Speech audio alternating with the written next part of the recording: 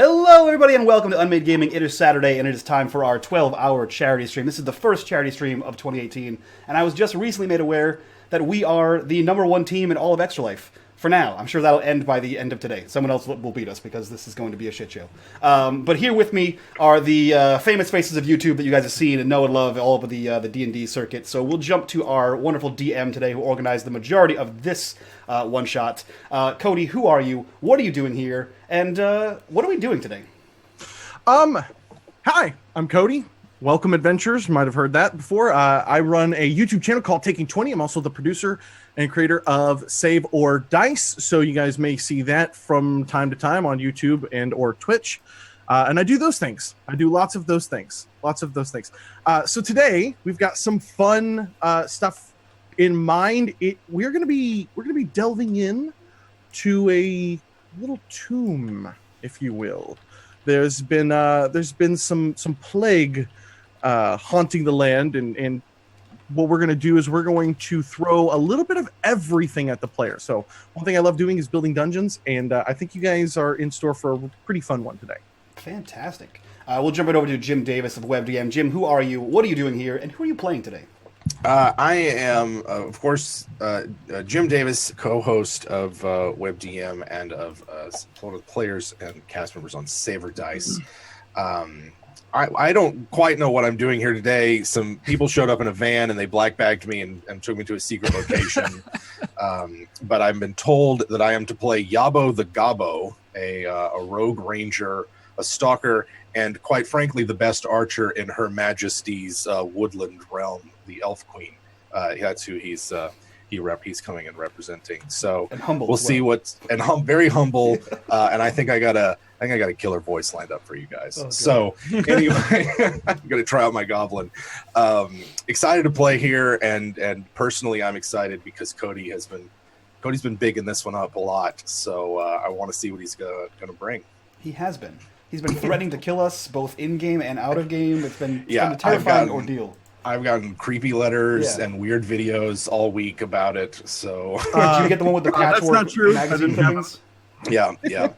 So I'm done. so to continue our rhyming name scheme, we'll go to Jordan. Who are you? What are you doing here? And who are you playing today? My name is Jordan. I run a YouTube channel called Forgotten Realms Explained. We give digestible bites of Forgotten Realms lore there. And I am playing Nordahl the Tortle to continue on with our rhyming scheme. It is a level 10 Spore Druid. Spore Druid. So I'm going to be... I picture him just being like super disgusting, like covered in like spore threads and like mushrooms on his shell and just like super gross. And I'm excited to be here. It's going to be a lot of fun. Fantastic. And judging by the picture we received from Andrew here, it's going to be a shit show with his character. So Andrew, who are you? What are you doing here? And who are you playing today? Well, hi. I'm Andrew from DawnforgedCast, professional GM and ship poster and meme maker. Expect some of this good times. I will be playing Volk. No, wait. If I pronounce him Voke, then I say Voke the Woke.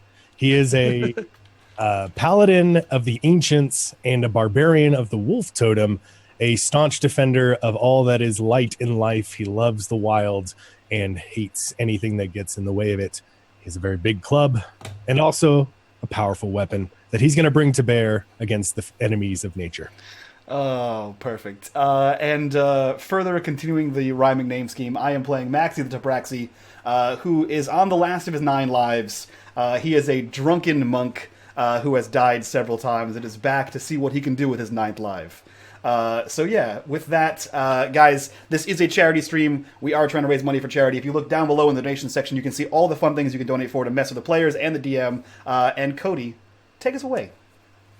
So, and you're gonna have to keep me abreast as to what's going on with all the dice rolls. If all of a sudden I have some amazing, wonderful, incredible, possibly sexy viewers out there that are going to donate some dice rolls to the Dungeon Master today.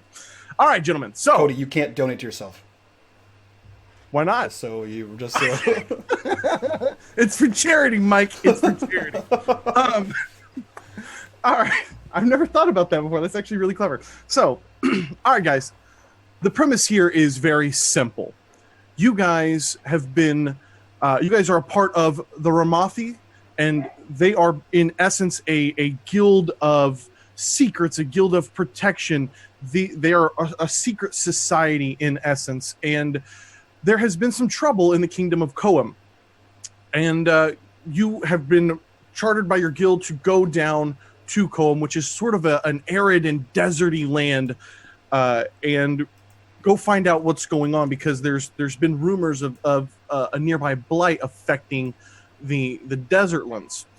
And so when you guys visit Koam, you guys have done some investigation, you guys have talked to the right people, and you got in front of the prince, and he's basically told you exactly that. There was an ancient tomb that his team had discovered. It was kind of the center of this blight, and everybody that he has sent into this tomb has not returned. And as such, he would beseech you to go and find out what is causing this blight on the land and destroy whatever evil remains inside of the tomb. So after a few weeks' travel, you guys find the tomb. You guys have taken samples of the blight. You know that there's some necrotic magical energies going on, and you guys have arrived to a small section of ruin-like stairs that go down into the desert floor. As you guys go down there, it's very clean and simple. You see at the bottom of this a golden labeled portal. And you can feel the necrotic magics emanating from within. And that is where I will hand it over to you guys. Volk, how are you feeling about this? It is not pleasant to see such disgrace, such blight on the land. No, my friends, my pack. We press on, we go through, we drive it out. I agree. We should. Immediate fail. I didn't should expect try that it at all. from the land. Just immediately. That's right. Guys, I'm a professional streamer. Oh, maintain my composure. It's fine. Oh, God. 12 hours, buddy. You got 12 hours of this shit. At least this is the first one. Oh God. Oh, I have seen this kind of death before. It is great evil. We must take it away. In death, there is a rebirth, but this seems to be just more of a necrotic death. So I suggest we destroy it. Stay close to me, friends. I will keep you safe as much as I am able as you put your skills to the test against this necrotic foe. Is anyone here familiar with magics? And Nordahl slowly raises his hand a little bit. Perhaps we should investigate together. Sounds like a good idea. I think Yabo is gonna cautiously approach this golden portal. Right, so there's like a sort of like clean room. There's a golden portal in front of us. It's strikingly clean. I mean, there's desert sand all over everything else. And as you guys make your way into the entrance to this tomb, magic portal, whatever, it's strikingly clean. But it's also crawling with that black necrotic magical energy. Okay.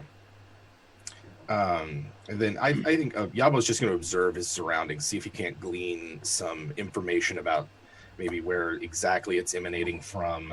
And he's just going to crouch down and maybe sniff the dirt and give the area a good once over. Sure. And as you do that, you notice that everything here, the basically the floor, as it kind of goes down, it's all, I want to really kind of lets you understand that it's very purposefully and meticulously built. Nothing here seems like it was just some stone slabs that some slaves put together, or that some, random. This was very meticulously built and kind of pristine. Cody, are you slave shaming? Because slaves can build really beautiful things. Anyway, so some of the greatest achievements. Mike, I can't tell your names. Your names are all just like it's. Wait, hold on. Let's see here. It's Maxie. There we go. Maxie. How? What's going on here, guys? So Maxie's looking around. He has lived quite a number of years through his 9 lives. The construction of this building, does it look like anyone's? Like, is it any knowable construction? Like, who built this? Let's do this here. I'm trying to think if an intelligence check might even reveal anything, or how much you might know about this. So, more or less, what you guys are seeing here is undiscernible features, right? There's no cave markings inside. Mm-hmm. There's no images and hieroglyphics or anything carved into the stone. It literally looks like a meticulously built stone stairway down into a small stone room with a clean and crisp golden portal. Even as you look around the portal, you don't see, there's no runes, there's no carvings, there's no adornment. It looks, it looks so odd, like a giant ring that has been fashioned, like a gold band. It's just smooth and featureless. And the ring is also the same smooth and featureless kind of thing? Yes, and I say the ring, basically the doorway, the archway for the portal. Okay. Can we see through the portal? Or is it a literal portal? It's literally, it looks like a portal. Okay. So yeah, he's going to walk up to it. Kind of curiosity, what it does to the cat. He kind of walks forward and says, I have passed the threshold of death so many times. Notice one more. And he begins to walk forward, and he's going to, if no one stops him, he's going to stick his head through the portal. Yeah, and it's going to pull you in, and you are going to end up in another room here. Oh, snap. The master of Roll20 has put in some work. Actually, you know what? Give me 1 second here. Boop. I got to do one quick little adjustment. Like hide the map from us? Yeah, how about that? Snap on some dynamic lighting and all that kinds of fun stuff. Only update on drops, son. All right, here we go. Let's try this one more time, gentlemen. Nordahl, Yabo. Yes. Let's not leave our furry friend alone. Oh. I agree. I believe you have, Mike, do you have dark vision? I do. Okay, did you set that up? I did not, because I don't use Roll20. Okay, no problem. Yeah, so does Yabo. 120, son. It's a Dark Vision squad. Yeah. Mike, you should see something. I don't see anything. Guys, if you too want to learn how to not use Roll20, How about that now? nope. I saw a purple ring. I see a purple ring, too. All right. You guys can check out youtube.com/Taking20 to not learn how to use Roll20. Wonderful resource. Absolutely top-notch. I can't believe you didn't set up your own dynamic lighting, buddy. Yeah, I don't even own dynamic lighting. I don't pay for Roll20. Are you kidding me? I barely use maps. Okay. I just show fun pictures. Do you see something? Nope. Okay. Jesus Christ. I refer to a previous quote. Do you see something, Mike? I do not. Are you fucking with me right now? It's on screen. You can see it. Are you not? No, I don't see shit. You don't have this your token set up to your defined to your character sheet? Probably not. That's a DM thing. All right. Give me a second here. I don't even think I have the option to do that. Edit. Represents. Yeah, I don't have the option to do Maxie. Save. that. Now I can see. Now you see stuff, right? Yeah. Yeah, How I much can't do you- even. I can't How even much do do you that. see? Do you see one room or two rooms? The one room. There you go. There Okay. we go. There we go. Guys, we did it together. There we go. Together, we have made it. Controlled by Jordan. All right. Volk, Andrew, you're a master of Roll20. Did you define your token? I did, but you need to delete the one that you have already. You drag it from the character sheet. I learned this on a tutorial on a YouTube channel. Good tokens, and check them out. All right. It's a pretty You cool guy. son of a bitch. All right. Now, gentlemen, now you can all see something. Am I Now correct? we can all see something. Yes. Okay, wonderful. Yes. Look at that. It's a room. Forgive me for assuming that other people watch my channel and have set their own things up. No, No. I don't watch that show. All right, so you've been sucked into the portal. This is what you see. You come into a stone room, and things have changed a little bit. Things still have that kind of meticulous build to them, but the necrotic energy here is much stronger. You're also getting a lot of wear and tear inside this place.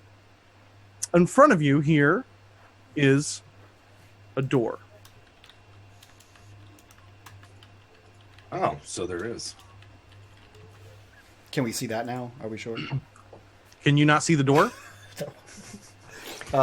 So yeah, I guess if Maxi had walked through first, he would be looking. What is the room also like featureless like the previous one? This room is featureless. There's no hieroglyphics. There's no storytelling going on inside. It's very odd. You almost feel like you're just in a big stone box. Behind you, of course, is the golden portal. Yeah. What's the door look like? Is it wood, stone? What are we looking at? So the door that you're looking at here is actually a stone door. It looks like a stone slab. It's weathered. It looks like you're going to be able to just push it open. All right. Yabo's going to give this a once-over. Never trust a door in a dungeon kind of thing. And he's going to... I'm going to search it for traps, or if it's locked at all or anything. And while you do that, Mr. Bitters donates $9 and says 2 crits for the DM, 1 fail for Mike because fuck that guy. Also, sick kids are gross. Mercer donates $21 and says DM gets 4 crit successes, Unmade gets 3 crit fails. Let the anger begin to flow through you. Ooh, nice. And Caro donates $3 and says crit hit to Mike. All right, guys. Thanks.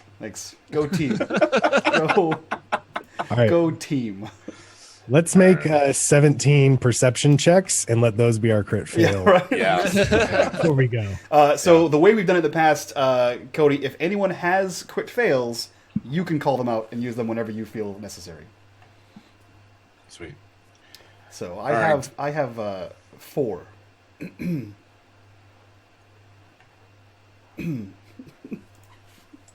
Joy. Nice. All right, DM, what do you want me to roll? I can't hear you. I think you're under the effect of a silent spell. Give me an investigation check, my man. All right, here we go. Ooh, we'll see about this. I got 19 for the first one. You look up and down the seams. You're looking for anything along the lines that might be any type of like mechanism or any stones that might slide away. You're checking above and you're checking the floor below. You don't find anything interesting here. It literally looks like you're going to be able to just... I'm gonna give it a gentle Push this push, see how much give it gets. It has. Surprisingly, it does. Okay, Let me just slide over to the right layer. and I'm gonna take out my pushing stick and push it up. Got Well, it's like a hickory walking stick he's got. Very cute stick, Yabo. Thank you. I never touch anything if I can help it. Is that We're because you touching have an ourselves. illness? Meanwhile, Nordahl's like licking the wall, looking for necrotic energies and stuff. Oh, this place is seething with it. Okay. Yeah, definitely. So, in gonna front of crouch down real you, quick. the door opens up into a huge lit up room. Directly in front of you, you guys see a massive stone statue, and it looks kind of like a gaunt man. It doesn't look beefy. It doesn't look like a soldier. It looks like a kind of a gaunt man, and he's holding out two hands. Two hands. Is he That's holding in the hand? He's holding out two hands. There's otherwise not a lot of discernible features. He is kind of like robed. He's not. There's no. He's not a big statue that's holding two shields. He's not holding a big shield. There's no armament. There's no helmet on him. He kind of has this like long flowing hair, and he's holding out two hands. Okay. Well, Yabo's going to enter the room and sort of skirt to the left along the wall. Yep. Maxie's gonna follow him. All right, so I'm gonna just move you guys right up here. So basically, as you come into the room, in the center of the room, this sort of ghostly visage starts to appear. Sons, it's good to see you. I must warn you that this test will be the most dangerous one yet. In here I have trapped the foulest of creatures I could find. Your wits will be tested, your speed will be tested, and your judgment will be tested as well. Ever look to the south, and always keep your eyes awake. Your mother would be very proud. I hope to see you soon. And he sort of fades away. It almost like it was like a recorded message. He wasn't even making eye contact with anybody here in this room directly. Is this a trick? It's not my daddy. Well, mine could be very old, though. I am a cat. Cody, I don't think I'm in the room, and I lost my token. I got you, buddy. We already lost Nordahl. Thank you. I got you, buddy. He was licking the walls. What happened, I was just Cody? like, oh, you guys left. By the way, I'm not going to deal with. I'm not going to deal with setting individual lighting for each of you guys. I'm just going to assume that Volk, you've cast light, lit a torch, whatever you want to do until you otherwise tell me.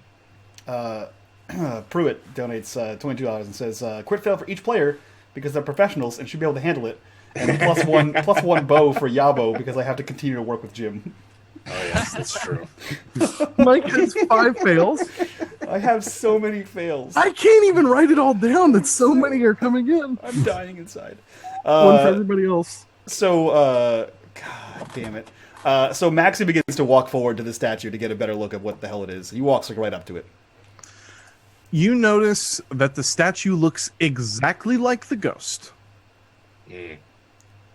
This statue looks exactly like the ghost. Anything remarkable about these pillars? No. There is nothing remarkable about them.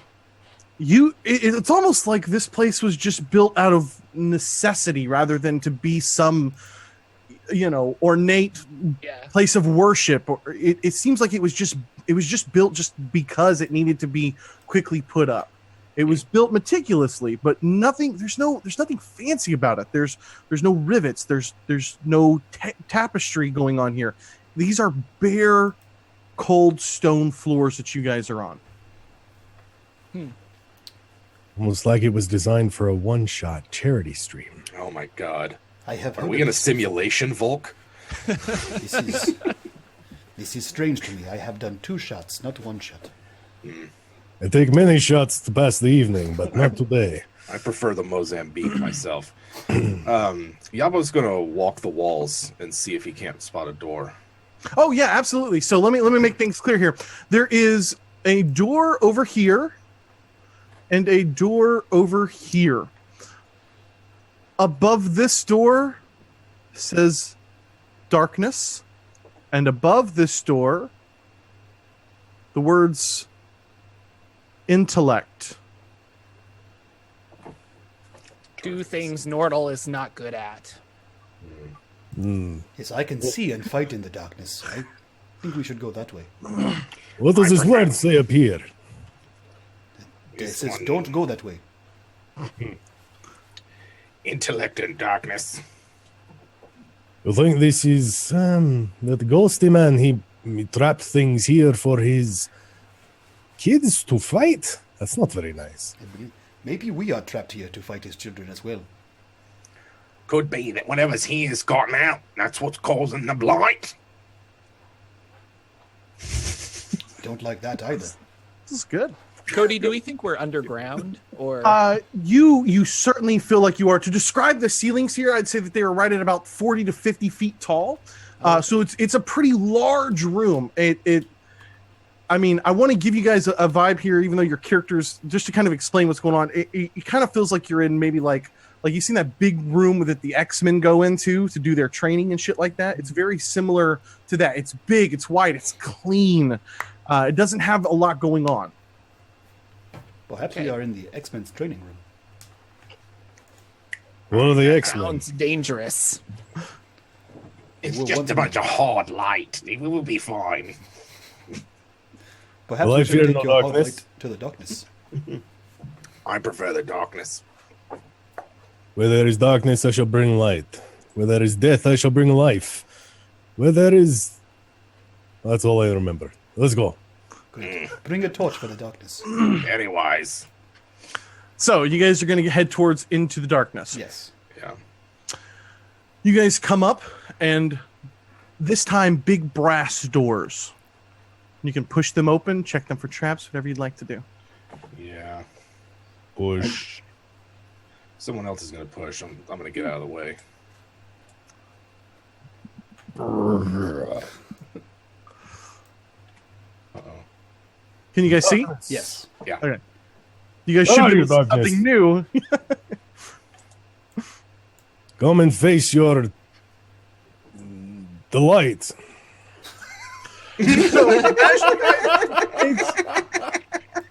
It's very simple what's going on here. As you guys enter into the room, the door behind you closes. Ah, Never seen that before.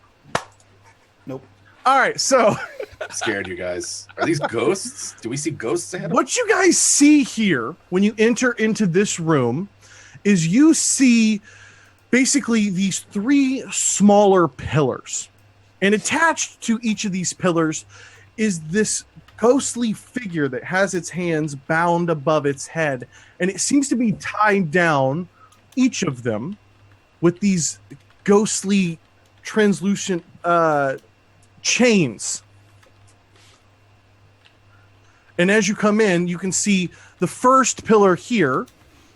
There appears to be some sort of gaunt human. The second pillar here is some sort of a human warrior, paladin, soldier, something along those lines. And then the third one up top here is actually an elf, and he's wearing kind of a bit of a cloaked over hood, similar to kind of how Yabo is dressed at the moment. This is clearly safe. They are chained up. We should proceed. As you guys round the corner, over here on the there is a pillar right here on the map, and yeah, because you guys can see that. I guess it's one of the things I forgot. And there is a purple gem sitting atop the pillar. Etched into the pillar, it says, "Speak the names." How And high as you- up on the pillar is this gem? Oh, dude, it's not really a pillar. It's like oh gosh, like plinth. yeah, it's about waist high or so. Okay. It's like you can just reach down and grab it. As you guys enter in, Is there any names around here? the ghosts begin to talk to you guys. Oh. Please, my friends, you must help me. You must get me out of this place. It is not safe. The second guy. But this is coming from kind of this bottom guy here. And then the other two are following along. Don't listen to him. He is trying to trick you. You should save me. I have served far too long for sins I did not commit. You should vanquish both of them and relinquish me.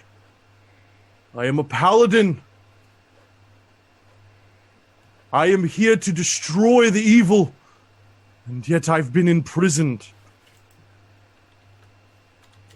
You are no paladin. You have fallen. And these three continue to bicker amongst themselves. You would see Maxie completely enamored by the gem, hands out, walking towards it like Apu from Aladdin, just walking right towards it like he's about to take it. Wait a second. What? Grab his tail. Ow! Why do you grab my tail? Stay your paw just a moment. But it is a shiny. It is a trap. Volk will be able to see which one is telling the truth. Indeed. Although they are all spirits, which they are unsettled, they should all be put down and released to the next world. Don't you I think? agree. None of them should stay here. You must choose amongst us.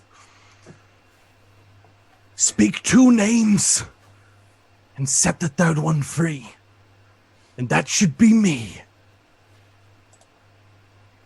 What are your names, anyway? And you see the elvish kind of cloaked man kind of pause for a second, trying to figure out if he should trust you. And then you have the kind of human at the bottom here. And by the way, somebody give me a perception check. Give me 2 perception checks among you guys. There we go. All right, all you. Screw it. Everybody except for Andrew. Why'd you roll twice, buddy? You said give me 2 perception checks. I meant like amongst the group. All right, so we'll take your 10. Yeah, you guys, everybody except for Volk sees something protruding from the human here at the bottom. He's probably a vampire in a previous life, so it's really strange to see a vampire spirit. It's really striking with their teeth. They're almost overpronounced. The one that claims to be a paladin? No, this is coming from the first one. Ah, okay. His name is Salfil Leonaris.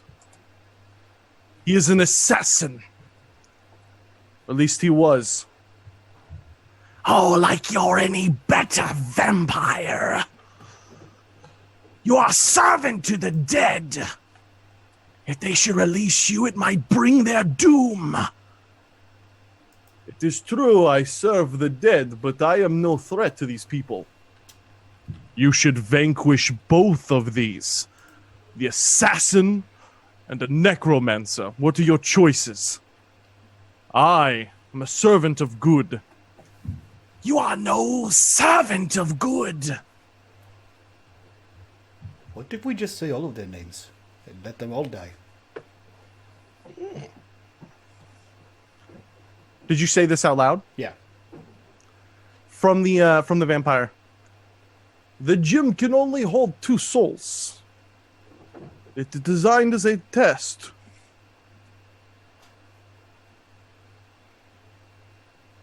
What does the gem do? I do not know. It is instructions I have received from someone. From Daddy? No father of mine. From Daddy. Nordahl's standing. What are you waiting for? I'll tell you both of their names. That's Dragon. And that's Renwick Fall Hollow. Do any of those names sound any kind of familiar at all? Yeah. I would give you guys checks, but I'll just tell you these names are from more than a millennia ago. Okay. Just so you know. What happens to those whose souls are put into the gem? I hope they are destroyed as these foul beasts. I am no beast. Deserve a wretched existence. Smothered into nothingness.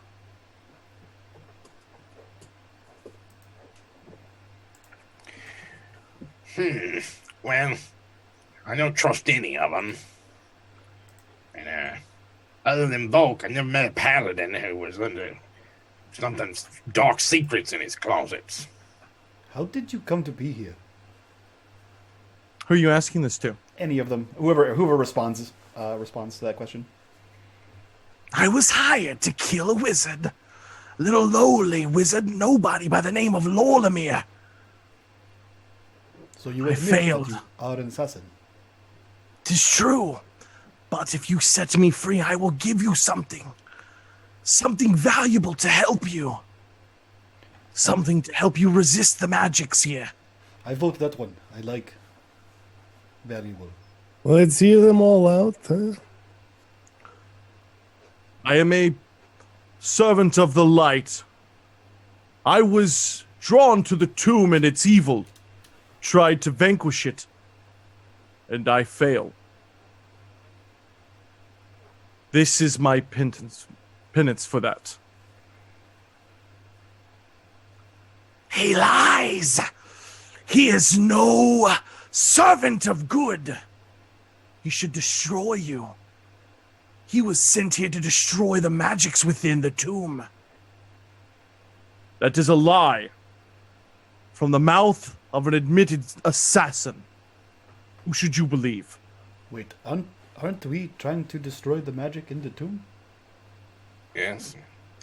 And finally, the last one goes on. I am indeed a necromancer. My affinity for the undead drew me into the position that you see here. I used to serve my master. We also were drawn to the tomb. He was slain, and I was given my sentence to be imprisoned next to an assassin and a fallen paladin who would betray you the moment you open it up. I've never been one to trust necromancers. If you'll let me go, I will tell you more about the undead residing within this tomb. He knows nothing. He's lying. I will give you magics to protect you. And I will give you the light. Are there corpses there below them? Yeah. There are no corpses Okay. below. There are Just- statues just- that they're kind of. Oh, they're the statues though. Okay. Yeah, Maxi's gonna kind of like he's like up on the plinth. He kind of plops down on all fours and walks over, and then casually stands back up at the statue of the necromancer and begins looking around at the statue of the necromancer. What does this guy look like? So there's not really a statue going on. These are basically these big columns, Yeah. and then there's these ghostly visages. So you can Yeah, so he gets like, close up and looks at this right. necromancer Okay. ghost. So yeah, I mean, he looks exactly kind of like you would expect him to. Now that you're kind of putting the pieces together of what he has said and what the other ones have said about him, it's a vampire. It's a human. You can actually see he's robed, and his clothing is kind of tattered and torn at the bottom here. But outside of that, he's wearing wearing some kind of like rings that maybe might be magical. But again, this is nothing tangible. It's a ghostly visage. Necromancer, what? You said you were drawn here. How did you die? And I was killed painfully in a bath of blood. That does sound terrible. I hate bats. But you were licking yourself quite vigorously just before we came down here. That was a different thing entirely. That was for me. Some me time. You don't judge Gabo with his stick. You don't judge me with my bath. No, nor should you. Not passing judgment, just making observations. I can call upon the lights and life to make them speak true, or at least we know if they are lying. Or I can hit them very hard and put them into the next world that way. What do you think? I trust the assassin because he just kills people for money. It's not that, it's pretty honest work. Dirty. Truthful. Maybe.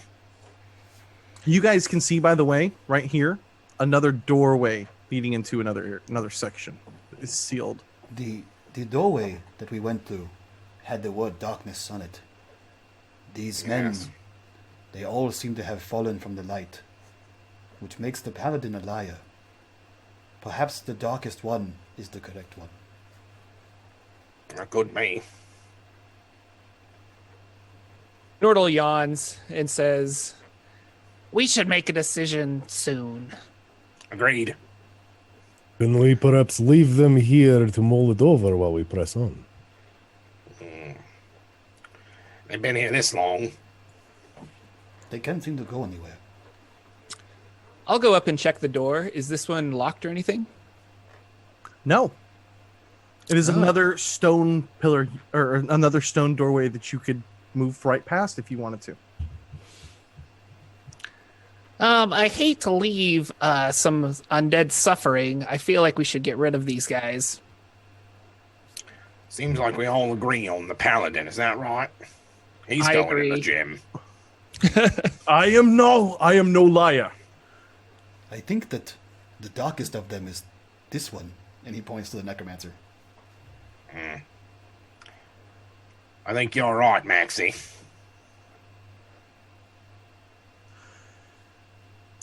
I am telling the truth. I will be happy to help you. I will give you far more aid so that you might make it out of this place alive. More than these two. I have a magic item that you would never find again. Yes, well, this one, and he motions towards Nordahl, this one will do magic to keep us safe. And this one, Yes. and he pats Volk on Grab the the lowest crystal. part he can reach, and he says, this one will keep us safe. Grab the crystal and speak their names. That is Solthiel Leonaris. And that, pointing to the paladin, is Renwick Fallhollow. And what is your name? My name is Dragon. We have all the names. Vita, guide our decision. Help us know which one should be the right. I'll use Divine Sense and Zone of Truth. Let's focus in. What does my goddess say? Oh, All right, here. So, neat. okay, got it. Yeah. All right.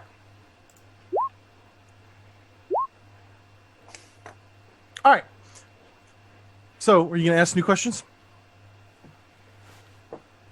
They will now speak, and we will know if they lie. I am still of the opinion we should put them all to rest, but...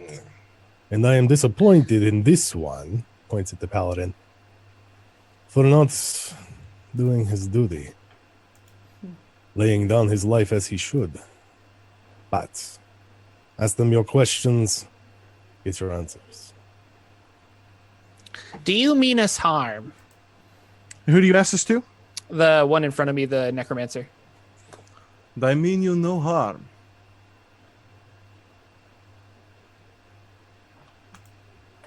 Seems like a legit guy. I don't know. Yes. I'll ask the paladin, do you deserve redemption?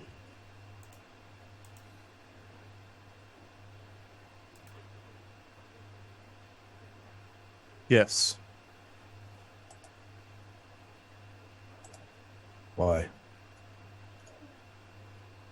Because I once served the light. Like yourself. Does that not make one deserving of redemption? Only if one strives after it. If you have forsaken it, no.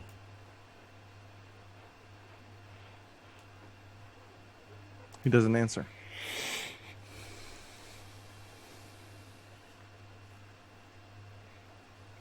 Maxie walks up to the necromancer again and says, are you a good necromancer or a bad necromancer?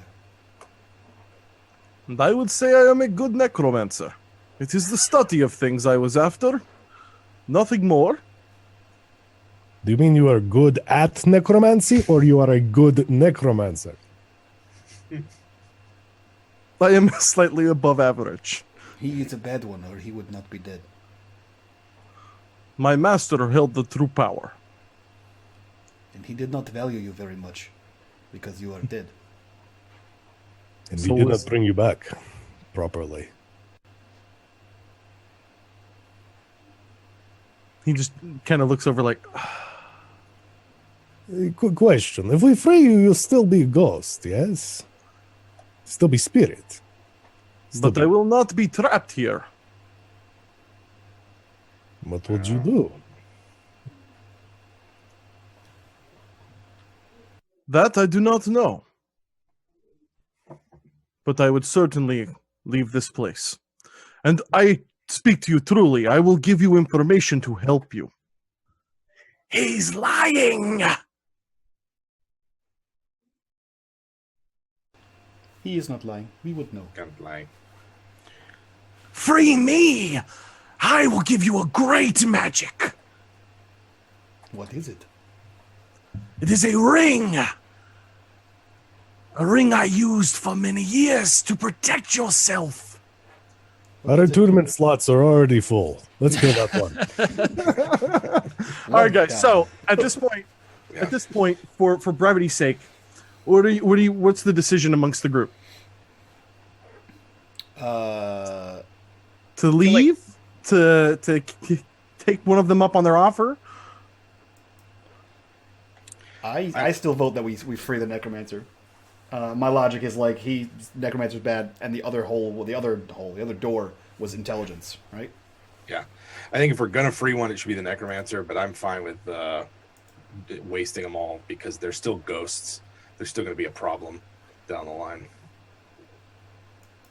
Nordahl is hesitant about the necromancer, but likes the idea of information on the undead in this area because he wants to put them to rest.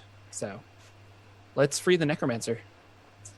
So, I assume one of you grabs the crystal and speaks both. Yeah, I'll do it. Leonaris. Okay. So you speak Saltho Leonaris' name, and you can hear this horrible and this winding scream just start swirling through this chamber as he begins to be drawn and pulled into this crystal. As you hold it up, and you can feel the energy just emanating and ripping his soul out from this bond here. And you can see the fear in Renwick's eyes as he realizes that his fate is probably next as well. As you speak Renwick's name, he goes through the same torturous thing. And the shard, as soon as you hold it up, just immediately beams off to the chains holding up Dragon. And he... That was an unusual feeling. Trust me, those two brought more death to those than I ever have. Use your second chance at life-ish to do better than you did with the first. Also, your accent is very familiar. Are you also from the Northern Tundra? I am. I Do you make know good... Brunhilde? And he looks back. What year is it? I don't know. This year? This year. And so he goes, as promised, in the final chamber, you will face a great evil. You will face 3 sisters, furious and terrible. The secret to defeating them lies in their skulls. Trust me, my friends. And he wafts back and he's gone. That was not useful. If we hit them in the skulls, that's obvious. Could be he meant their brains. Perhaps there's a skull artifact or something. True. I would also expect that we would fight the great evil. Yes. Yeah, that's very true as well. This is 3 sisters, but the man they said the papa and my sons. Sisters and sons. There's something there I think we are missing. Yes. He had a great many children. Shall we proceed? Do I Let's still go. have this crystal? Is it like powerful or? You still have this crystal, but the 2 energies that you sucked in and it was kind of emanating this purple swirling light from it, that's gone. but the crystal is still there. It's just opaque again. I'll put it back. It's just like, yeah, no thanks, bro. We're gonna leave that right there. All right, gentlemen. Maxie steals it. It's a shiny. And then he proceeds through the door. Do you guys want to proceed through this door, or do you want to go back the other way? Let's onward and upward. Onward and upward, yeah. Okay, so let me just do some little dynamic lighting things here. And you can let me know how many crits I have to play with. You still have the same number.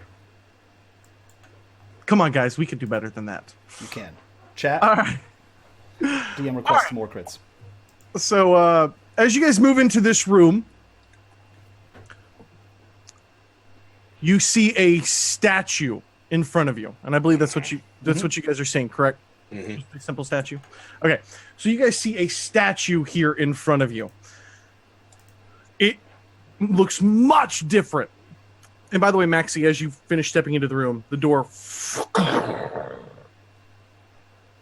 kind of settles into place. Little wisp of smoke or sand as it shuts and seals. You guys see a simple, large statue in front of you. You look around the room, and it is otherwise featureless. It's remarkable. It's almost empty feeling because of just how bare it is. Like this whole place is just lacking. Something is off. It's too clean. It's too simple. It's too plain. Nobody good anyways certainly lives here, makes home here. And that's all that's in this room. It's just a very large statue. And to give you a better description of the statue, it looks kind of like a warrior in essence. Is it carrying a weapon? It is not. But on the statue, it seems to be like carved out, like it has, armaments on, right? It has a helmet. It has these big, thick, spiked gauntlets kind of carved into this big, large statue. Okay. So much armor. Not so necessary. It's a lot. It slows him down, I bet.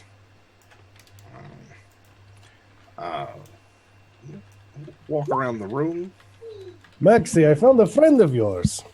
No, I don't like other cats. I am not a cat. Not a cat sort of guy, huh? No. Are you a lampshade kind of guy? Because No, I do not like the cone of shame. He just had a snip. Have you had your snip? yeah, no. We both know that I was licking myself earlier. That is a no. Yes. Does this statue bear any kind of marking on it, or it's just armor clad, looking like a badass? It just is armor clad, looking like a badass. Mm-hmm. You guys What does the ceiling look suddenly like? start to feel a little, and at that moment, Volk, was that you? Only a the little bit. lights go out. Oh.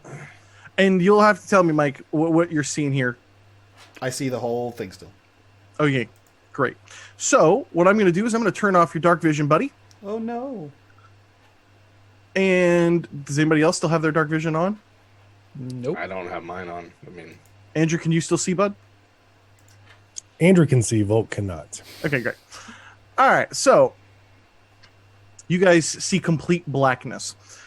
And you can hear... Would you like to roll me initiative? I wouldn't like to, but I'm going to anyway. mm-hmm. I'd like to grab the two nearest me and pull them close. I think it's the turtle and the cat. So you Alrighty then. Alrighty then. This... Yeah, I have to select my token, but I can't select my token. Yeah, me too. That's gone.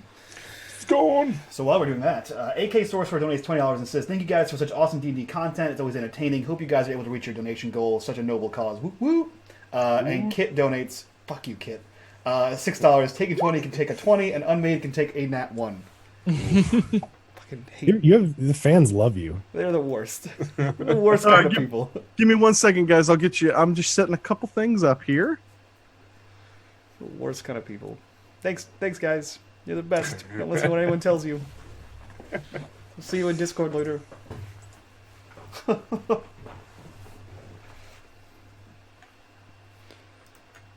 All right, so I know you guys can't see, and that's all right. I will go ahead and get you some initiative going.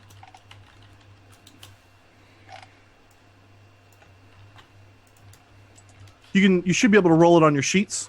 Yep, it's rolled. Yeah, it's rolled. Oh, okay, there we go. You just got to add to the tracker. Gotcha. Yeah, you gotta add it because we can't click on our tokens. Bum, bum, bum, bum, bum, bum, bum, bum, bum, bum, bum. Bum, bum, bum, bum, bum, bum, bum. Flagged for copyright now. Yeah. Yep. Demonetized. Yep. Thanks. All right, we got 2 Yabos in there. We don't need that. Let's go ahead and add this bad boy. Let's go ahead and add this bad boy. There's only one bad one. Mm-hmm. Sure. Whatever you say, my man. You put too many in there. All right, so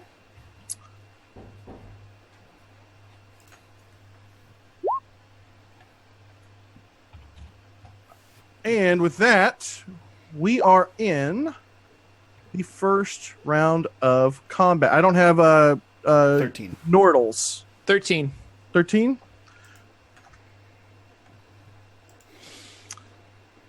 Descending. All right, so that brings us up to Yabo. Yabo, you feel cold on both sides of you. Mm-hmm. The wall is to your back. What do you want to do? It's completely dark. Like, can't see through dark vision.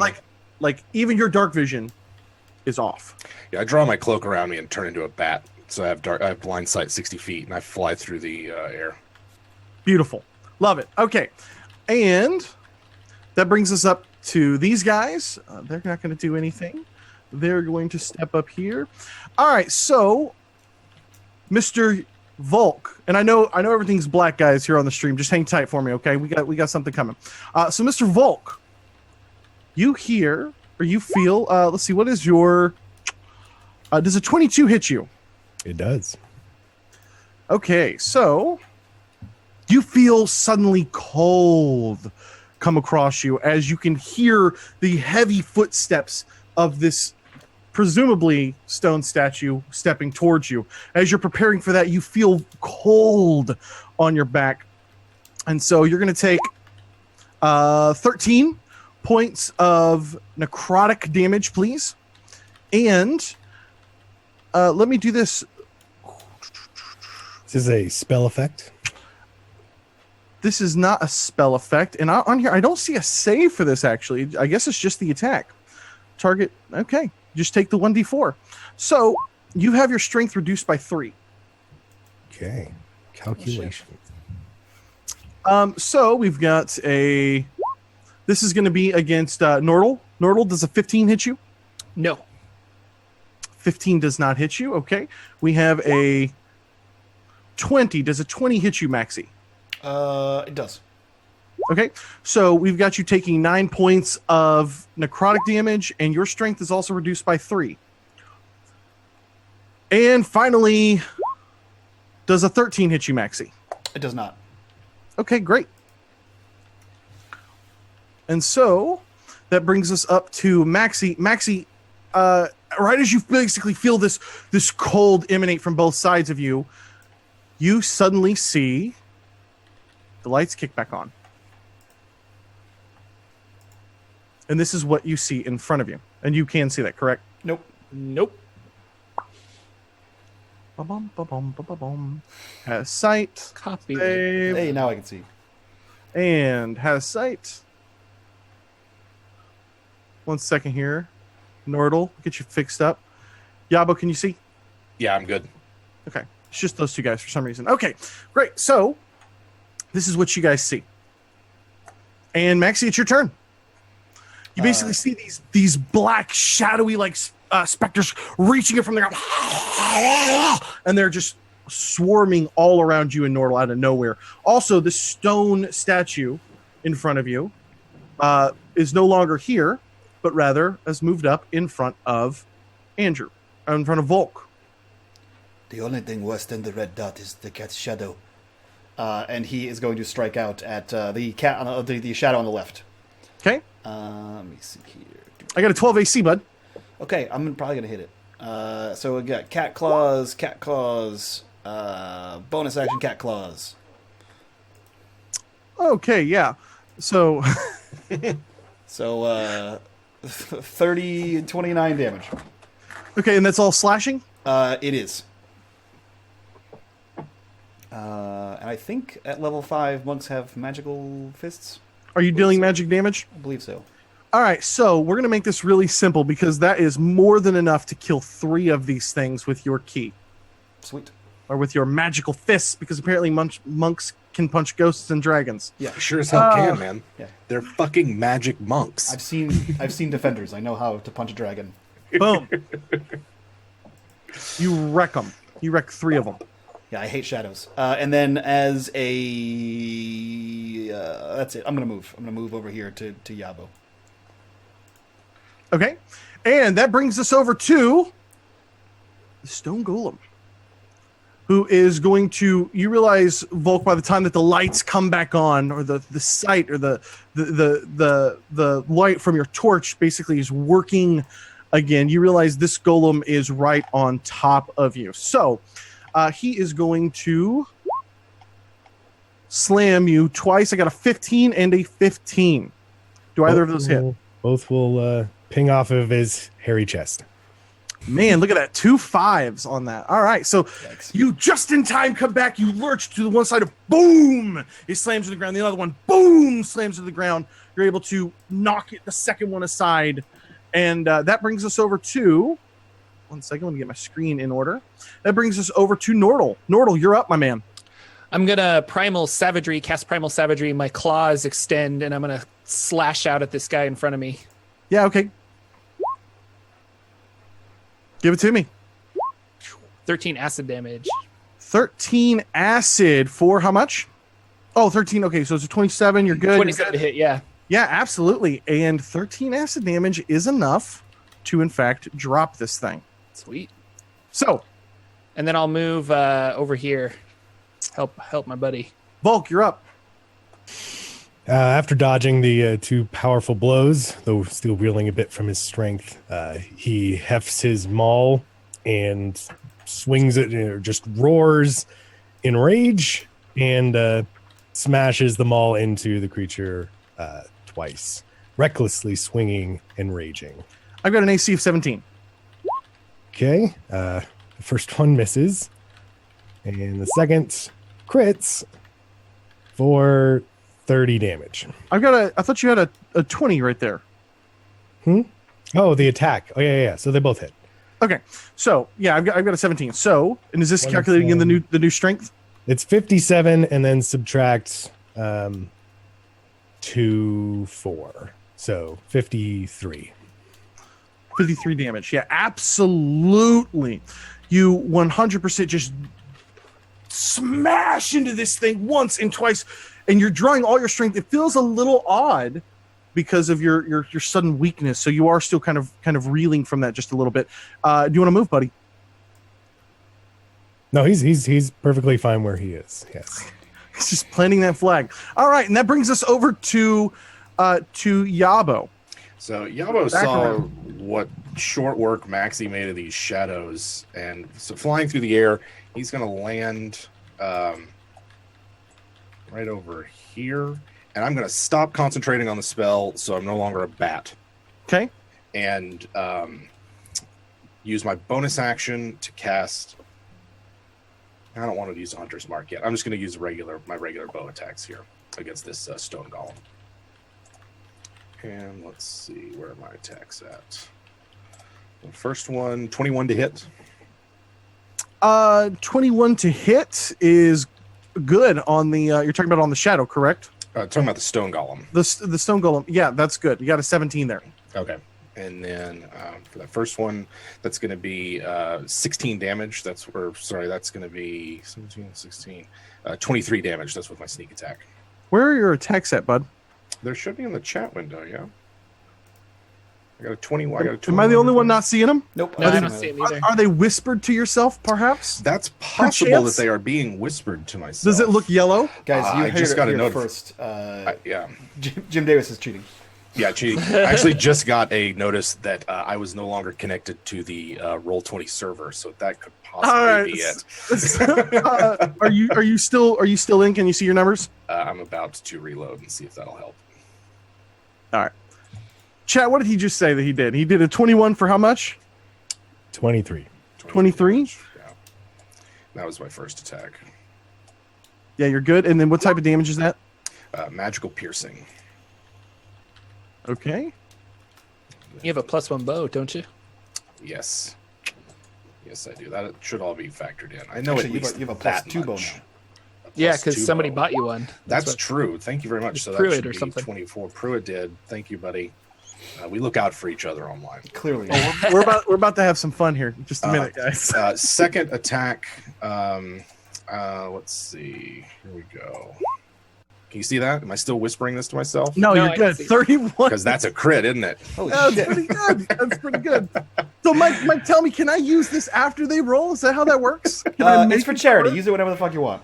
I wished I'd saved my sneak attack, so it's just going to be my regular damage here. So 11 plus 3, 14 damage for the second one. For 14. Okay, no problem.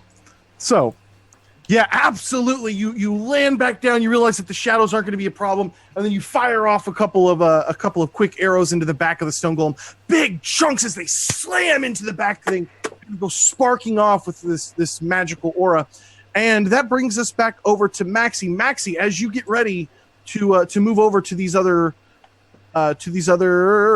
shadows, global illumination goes away. Damn it. Eh? Uh-oh. All right, so did that work for you? It did. Did it go black? Okay. Yep. What up, buddy? What do you want to do? First, I want to look over here and say Mercenary donated $20. Cody, you've already seen what that is. Cyanide donates $15. Says, loving the Saturday morning D&D. Critical hit for all PCs and a critical fail for the DMs. Suck it. The good guys need all the help they can get. And Yes. then Troz donated $3 and says critical hit for Cody. So that's I've got crit for everybody. Fail for Cody, another crit for Cody. So I've got, dude, I'm about to. Don't worry, guys. For those of you who are like, why isn't he using them? We're about to get into it. The worst day ever. Okay, cool. Do I guess they're fucking shadows. How am I gonna know? There's shadows in complete darkness. Yeah, so I can't. Do they don't have like a feeling, right? They don't like wisp by me. I don't feel that. Right? You don't. I'm grasping at straws You here. You don't get any sort of Dementor vibe going from Okay, them. No. cool. Good. I'm glad. Yeah. So I mean, he knew where they were before the shadows happened, so he's gonna lash out with his claws in those two directions. And I'll roll you some things to see if I hit anything.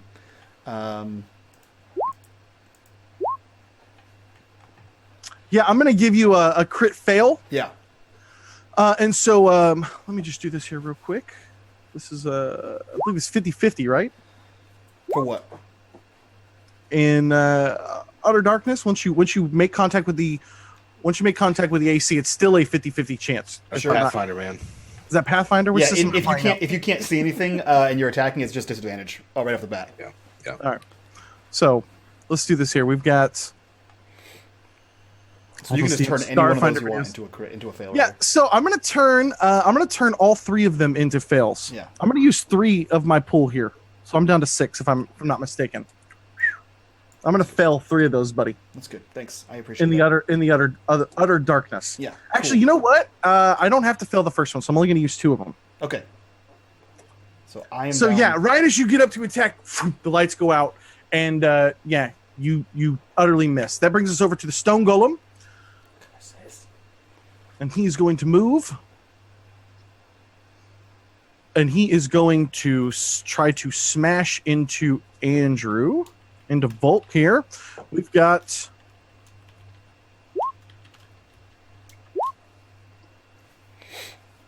I've got a 16. Does that hit you? It does not. Okay, I've got a 26, which I'm assuming hits you. It does. And... that's going to deal 26 bludgeoning damage. Halved because of my powerful main. There you go. And that is going to bring us over to Nordahl. Jordan, you got the mute on, bud. I do have the mute on. Thank you. I guess I'll Primal Savagery the giant Stone Golem that's hopefully close by still. Okay.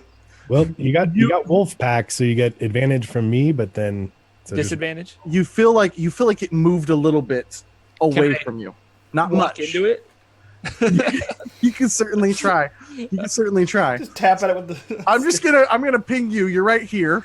Okay. Feel like the golem might be here, or it might be over here, or it might be over here. It's in the room for sure. Like you got that one. Definitely trapped in here with you. Okay. I'll like sprint forward where I think it went and slash out with my claws. Yeah, you know what, buddy? You get there. Sweet. Oh, okay. So it's for 13 more acid damage. Yep. Yeah, absolutely. So, yeah, exactly what you think happened. So you're like, okay, you're trying to focus your mind and know where it happened, and you could hear Volk kind of take a brunt of one of the hits, and you react over to try to claw over at the golem, and you get there. You make contact. And now that I've made contact and I know where he is, I want to use my reaction to do Halo of Spores for another 9 damage.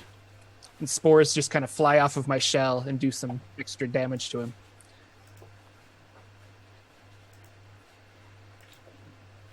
Okay. Yeah, why not? All right. Let's go that route. All right, let's go that route. It's for charity. All right. Spore damage for charity. Volk, you're up, buddy. I wanted that on a shirt. Spore damage for charity. Let's use. We've got some crit fails that we have to use too. Yeah. For ourselves. Yep. No, I get to call those out. Yeah. Oh, okay. Those are mine. And the too. only person that has them is fucking me. So don't worry, guys. Awesome. You're fine. You guys all have one crit hit though. Well, I know the big thing is right next to me, so I will swing and bring it down. Is the hope. A 15 and a 15 does not get there. Okay. Crunch, crunch.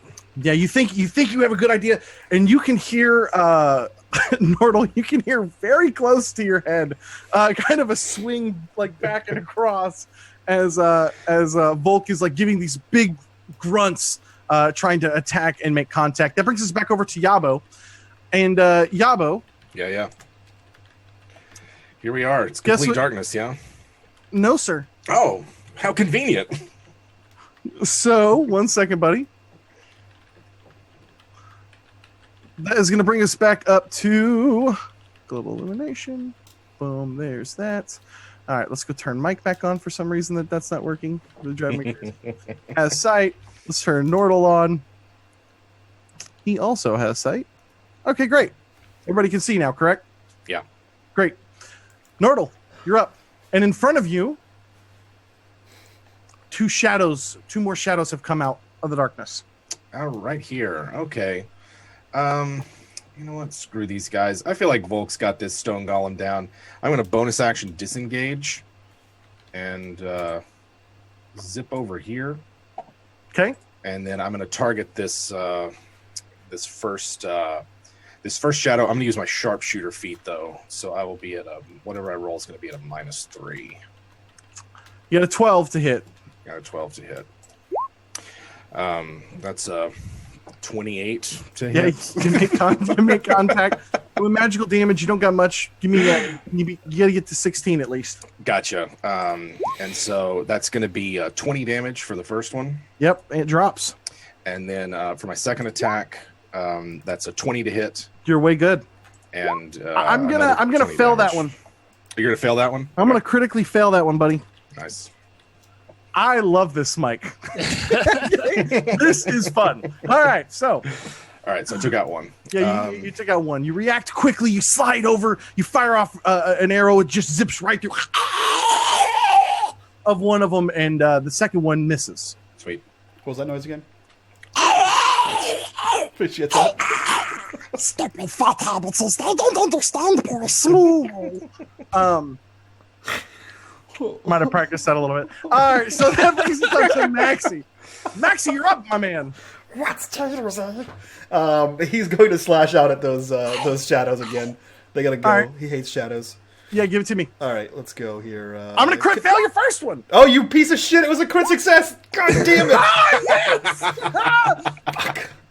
Okay, great. Thanks for that. Hey, Chad, I'm down to 5. Just so you know. Actually, you know what? That's not true. I'm back up to 6 because I'm gonna use that. I'm gonna use Mike's critical fail on that one. Thanks. Oh, you're at full. You have all your hits back. I used mine. I had so many from chat. So all right, so I'm down to 2.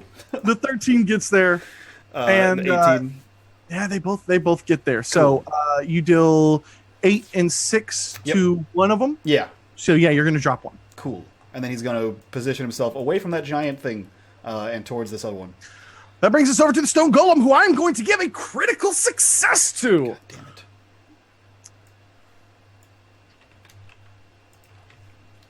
And it is going to continue to slam into Volk. So I assume the 16 does not get there, correct? Correct. All right, so the 22. And that's going to be an extra, let's see here. So we got 16, we got 23, 27, 32.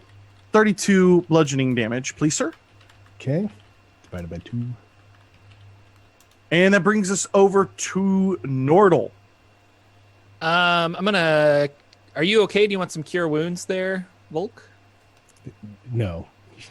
I'm fine. Go ahead. You're fine. Okay. Tear into him. Let's do. Oh, I should have looked this up. Nah, that's okay. I'll do Primal Savagery again. Oh, swing and a miss. 16. You have advantage. Oh, I do have advantage. Okay. The 17 doesn't get there. Okay. Do you want to? You have a crit hit. You have a hit that you could push that through. No, I won't use it on that. Okay. But I will do my reaction for Halo of Spores for 9 damage. Okay. I'll give it to you. No problem. All right, buddy. That brings us over to Volk, who I have a feeling is about to demolish this golem. Let's use my crit. Okay. Which I didn't even need for the first one. Wow. Give me the extra damage on the second one there. So 29 and 32. So 61.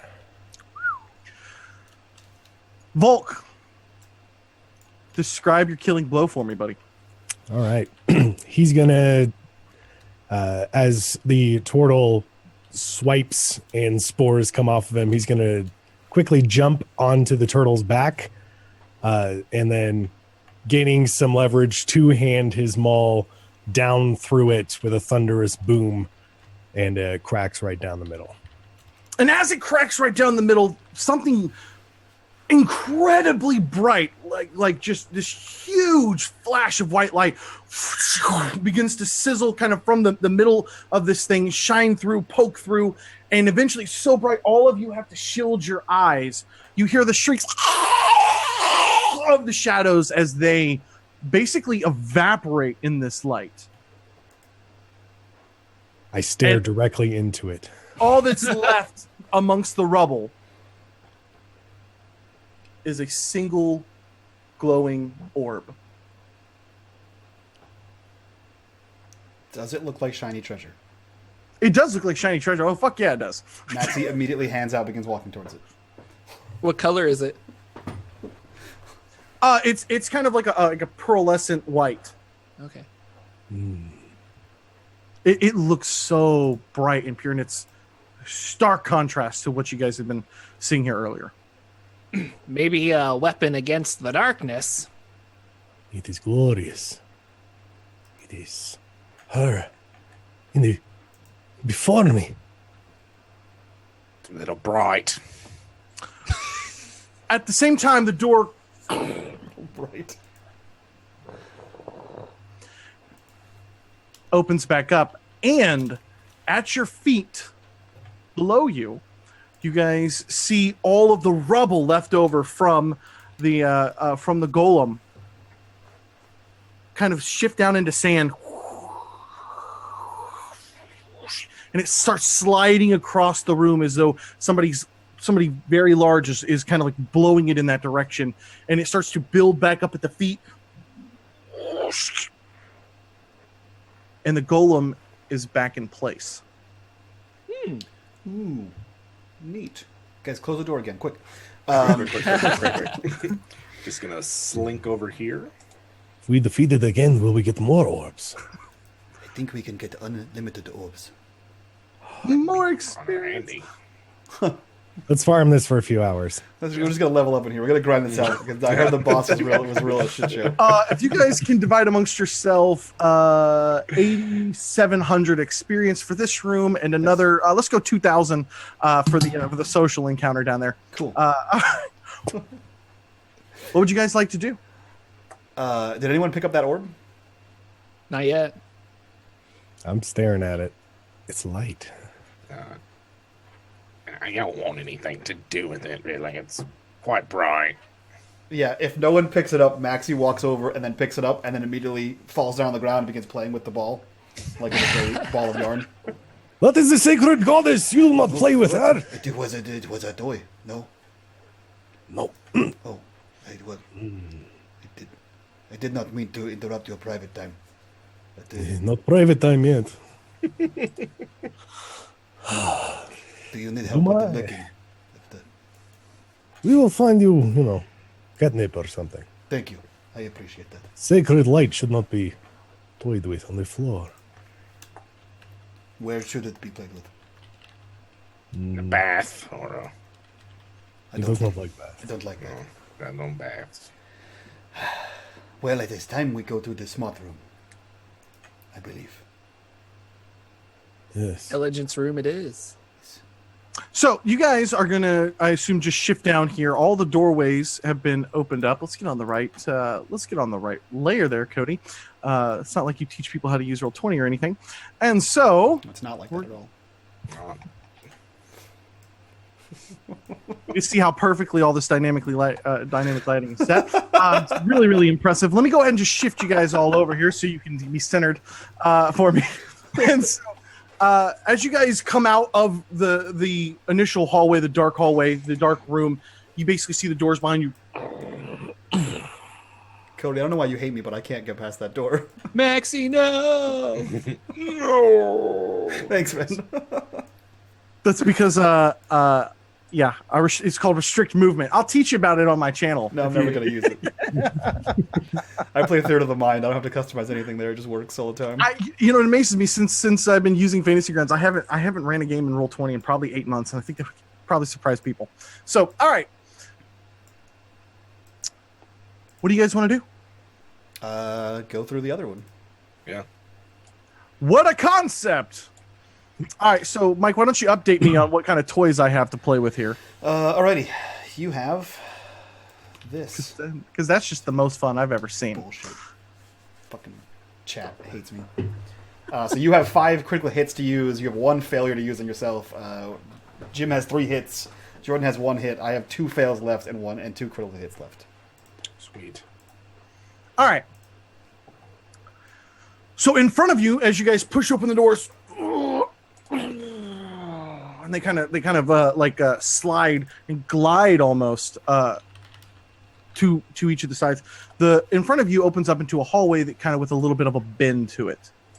Nothing spectacular. Again, nothing ornate about it. Nothing special about it. Yabo's going to sneak ahead and see what awaits us around this bend. Okay. As you sneak ahead, bud, you see something very plain and simple. You see another set of doors. This is a hallway of doors. Yes, I'm sensing a pattern or something here. So, what do you guys want to do? Maxie slinks between the wall and Yabo and sort of rubs on both around the corner and then to the door. I feel nice. I agree. Thank you. I like your stick. And he You're begins very to- soft. It's a good poking stick, scratching stick for the back. Yes. Are you opening this up? If no one stops him, he'll get off all fours and begin to push the door open. Yeah. So I'm assuming that you guys are going to move it all into this room, correct? Yeah. Correct. Yeah. All right. So here's what's going on. We're going to take you guys. Let me just set you here and explain what's going on because we're going to take you to another map. Oh. I've got a very, very special encounter planned for you guys that I'm very excited about. Let me copy paste.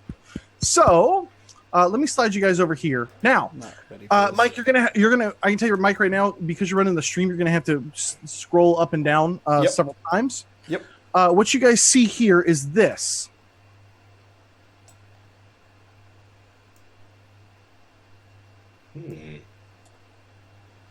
So as you guys move into this room, you see, and then what I want you guys to look at specifically is down here.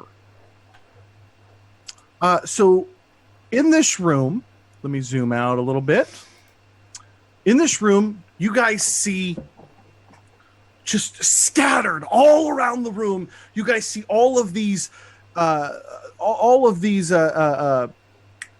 sarcophagi, these tombs, these basically places where people would be buried in here, kind of like a catacomb. And in the middle of the room, you guys see another golem that looks exactly like the other one. And you can, at this point, you guys are level 10 adventurers. You get the vibe. It's a statue, but you've got a good inclination that things may not go too well once things start rocking in here. So you guys see another stone golem here. And then in the middle right here, you guys see a little table. And so this table, what you guys see here, is actually on this table is down here. Now let me shift drag you here. So down here, you see these 3 long metal poles that are about 27, 24 inches high or so, really long. And on here are these simple metal rings. And so on the third pillar, you can see where it actually has, in a circle around it, actually kind of lays into the stone, almost like you need to take these things and put them on the third, slide them over onto the third thing. So that's kind of what you see here in the door, or excuse me, here on this table. Okay.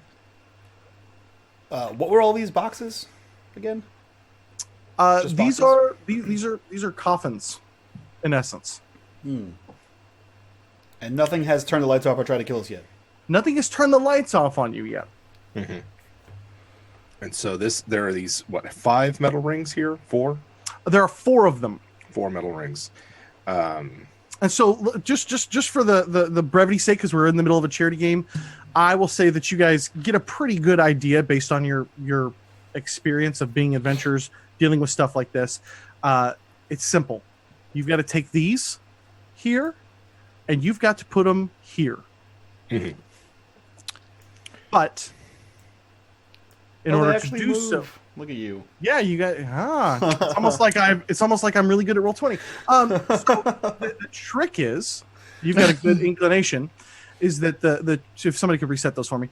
The trick is that you can't set any of the smaller ones on or below the larger ones. They've all got to.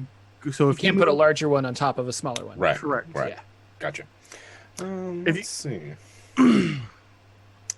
At this point, you start to hear from the golem, which you very much believe is coming to life. So let's do this here. Let's go ahead and kick this thing over to initiative for me, if you guys could. Before we had started, I wanted to restore the missing strength with that spell. Touch myself vigorously for 30.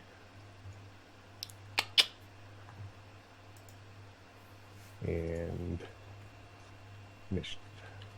Ooh, I can click me now.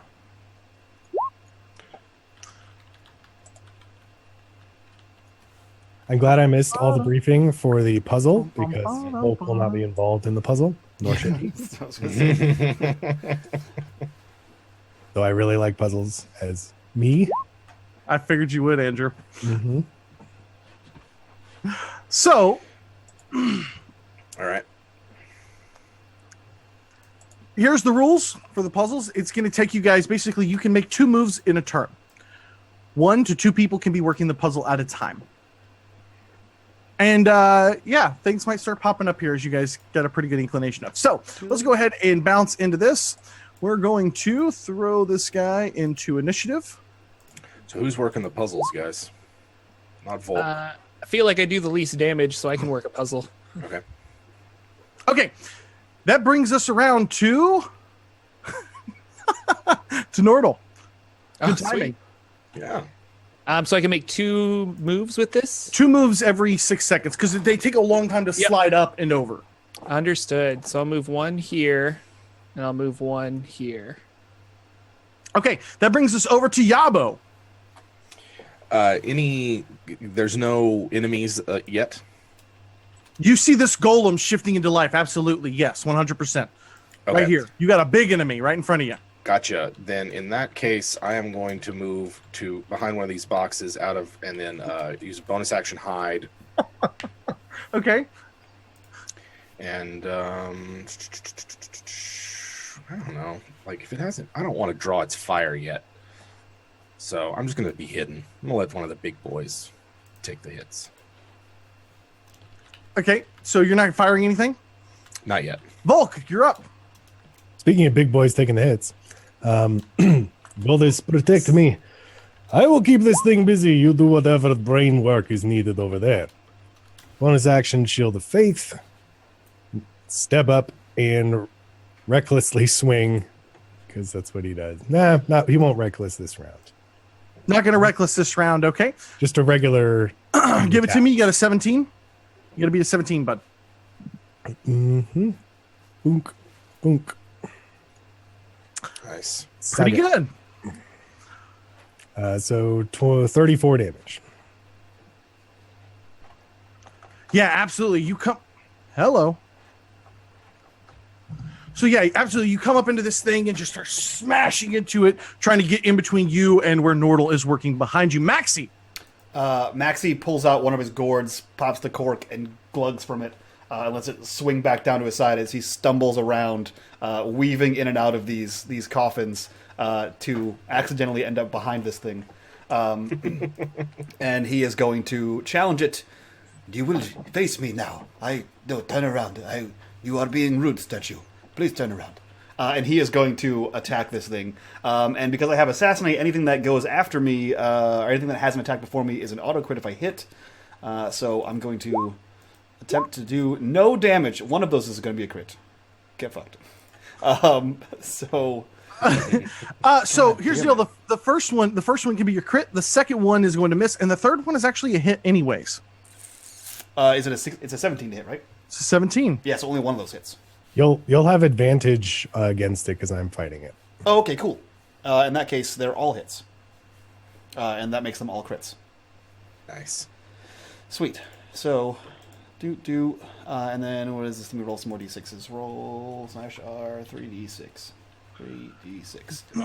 And then for good measure, because it's Cody, I'm going to use my sneak attack on one of those.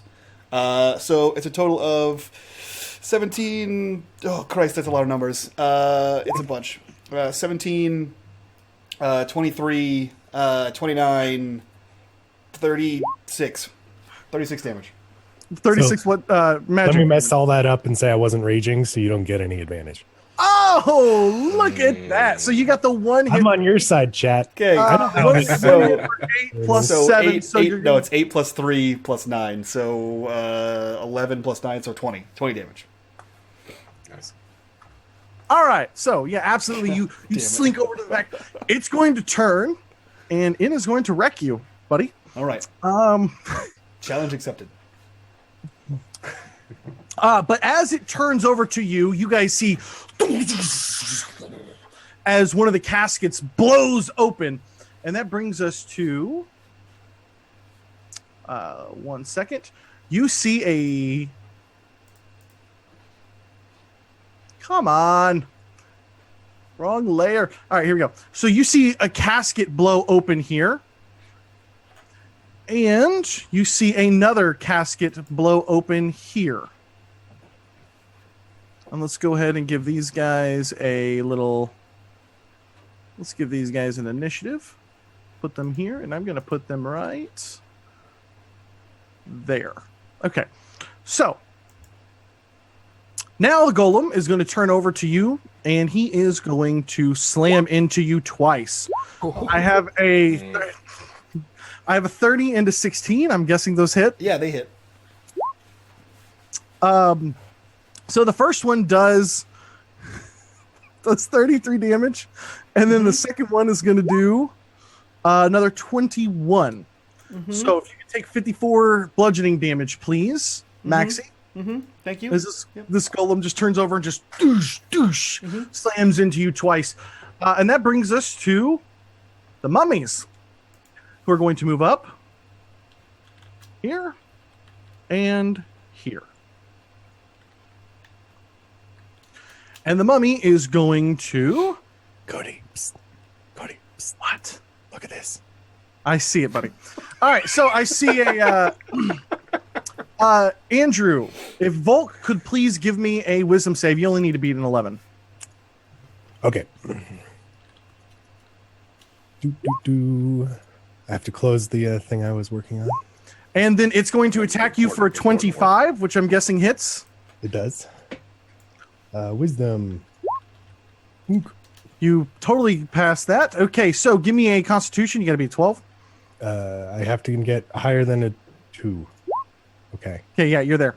Okay, so if you could please take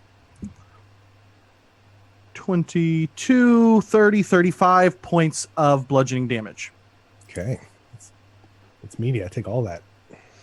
And then I have the same thing going on for you, Nordahl, as this mummy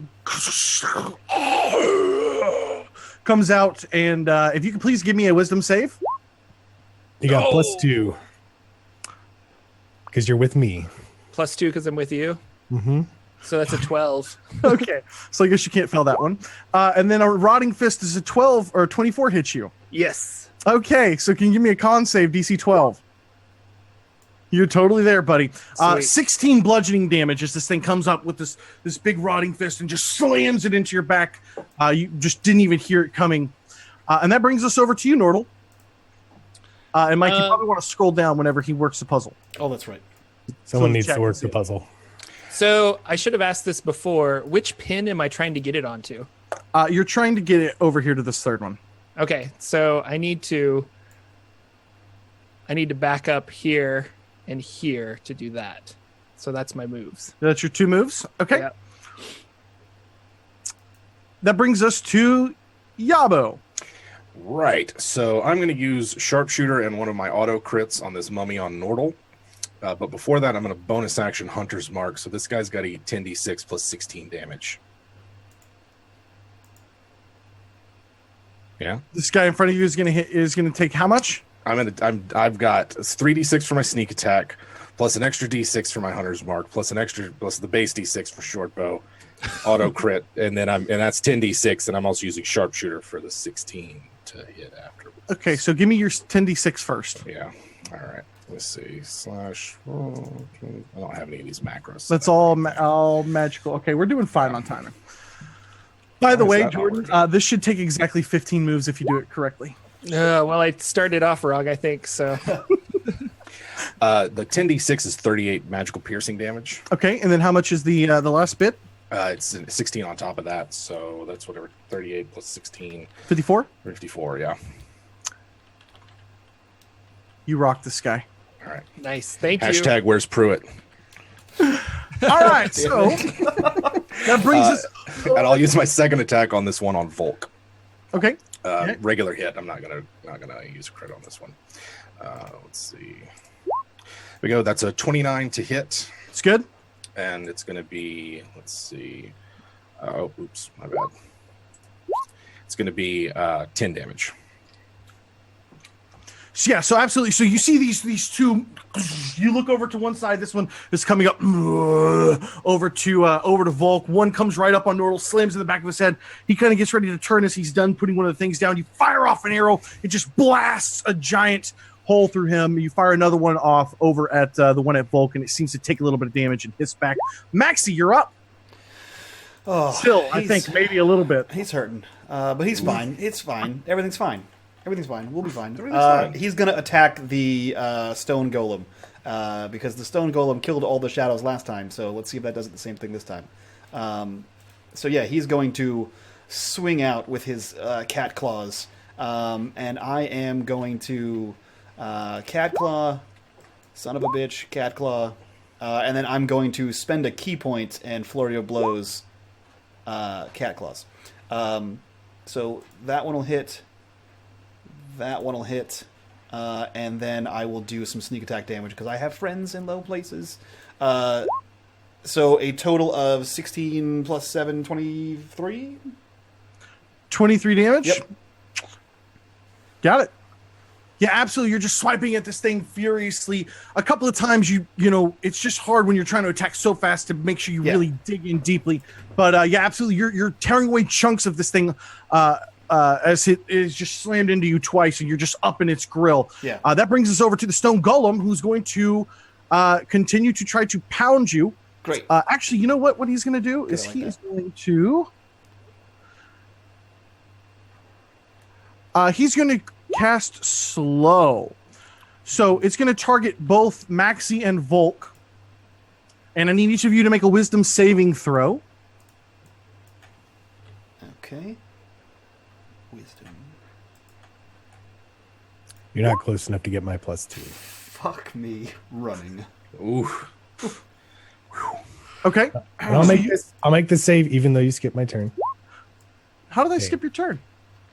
Well, on roll 20, the turn order, if you have it, let me. Was Yabo? You're right, buddy. Yeah. 20, roll 20, initiative. Okay. I'll find the video for you. Yeah, he's gonna figure it out. I love you, Andrew. Hugs and kisses, buddy. Okay. All right, so Volk, you're definitely good there. Now,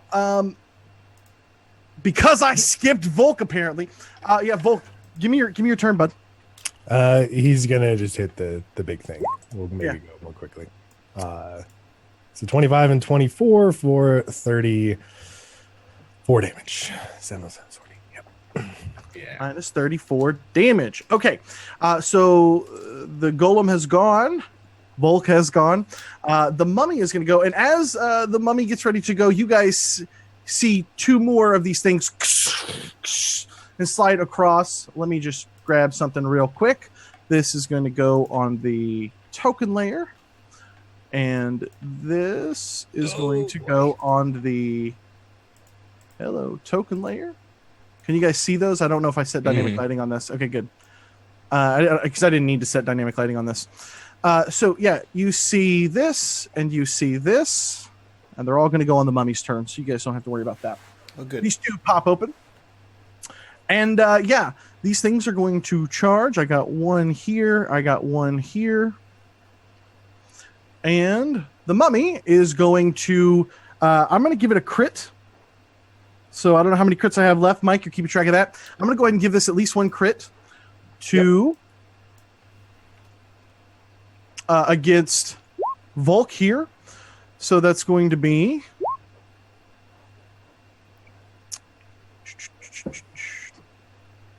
8. Okay, 10, and then we've got a... Where is the thing at? Does it not show what the dice total is? 2d6. There we go. Okay. So we've got... If you want to go ahead and give me a con save, you got to beat a 12 to not take the extra 10 damage. Yeah, you're good. Okay, so we've basically got 16 points of bludgeoning damage from the Mummy. The Spectre is going to come up kind of in this shrieking thing and lurch towards you here. And it is going to try to life drain against you. It is not going to do that very well. And then finally, we have a kind of the skeleton warrior that is clad in this kind of heavier armor with a really nice and gleaming weapon is going to lurch out at our good friend Nordahl. for a 23 Yep. for 8 piercing damage. Okay. And that brings us to Nordahl. Should I take this guy out or should I continue on the puzzle? You got this. I got Yellow? you covered. Okay. Yeah. So moving here and moving here.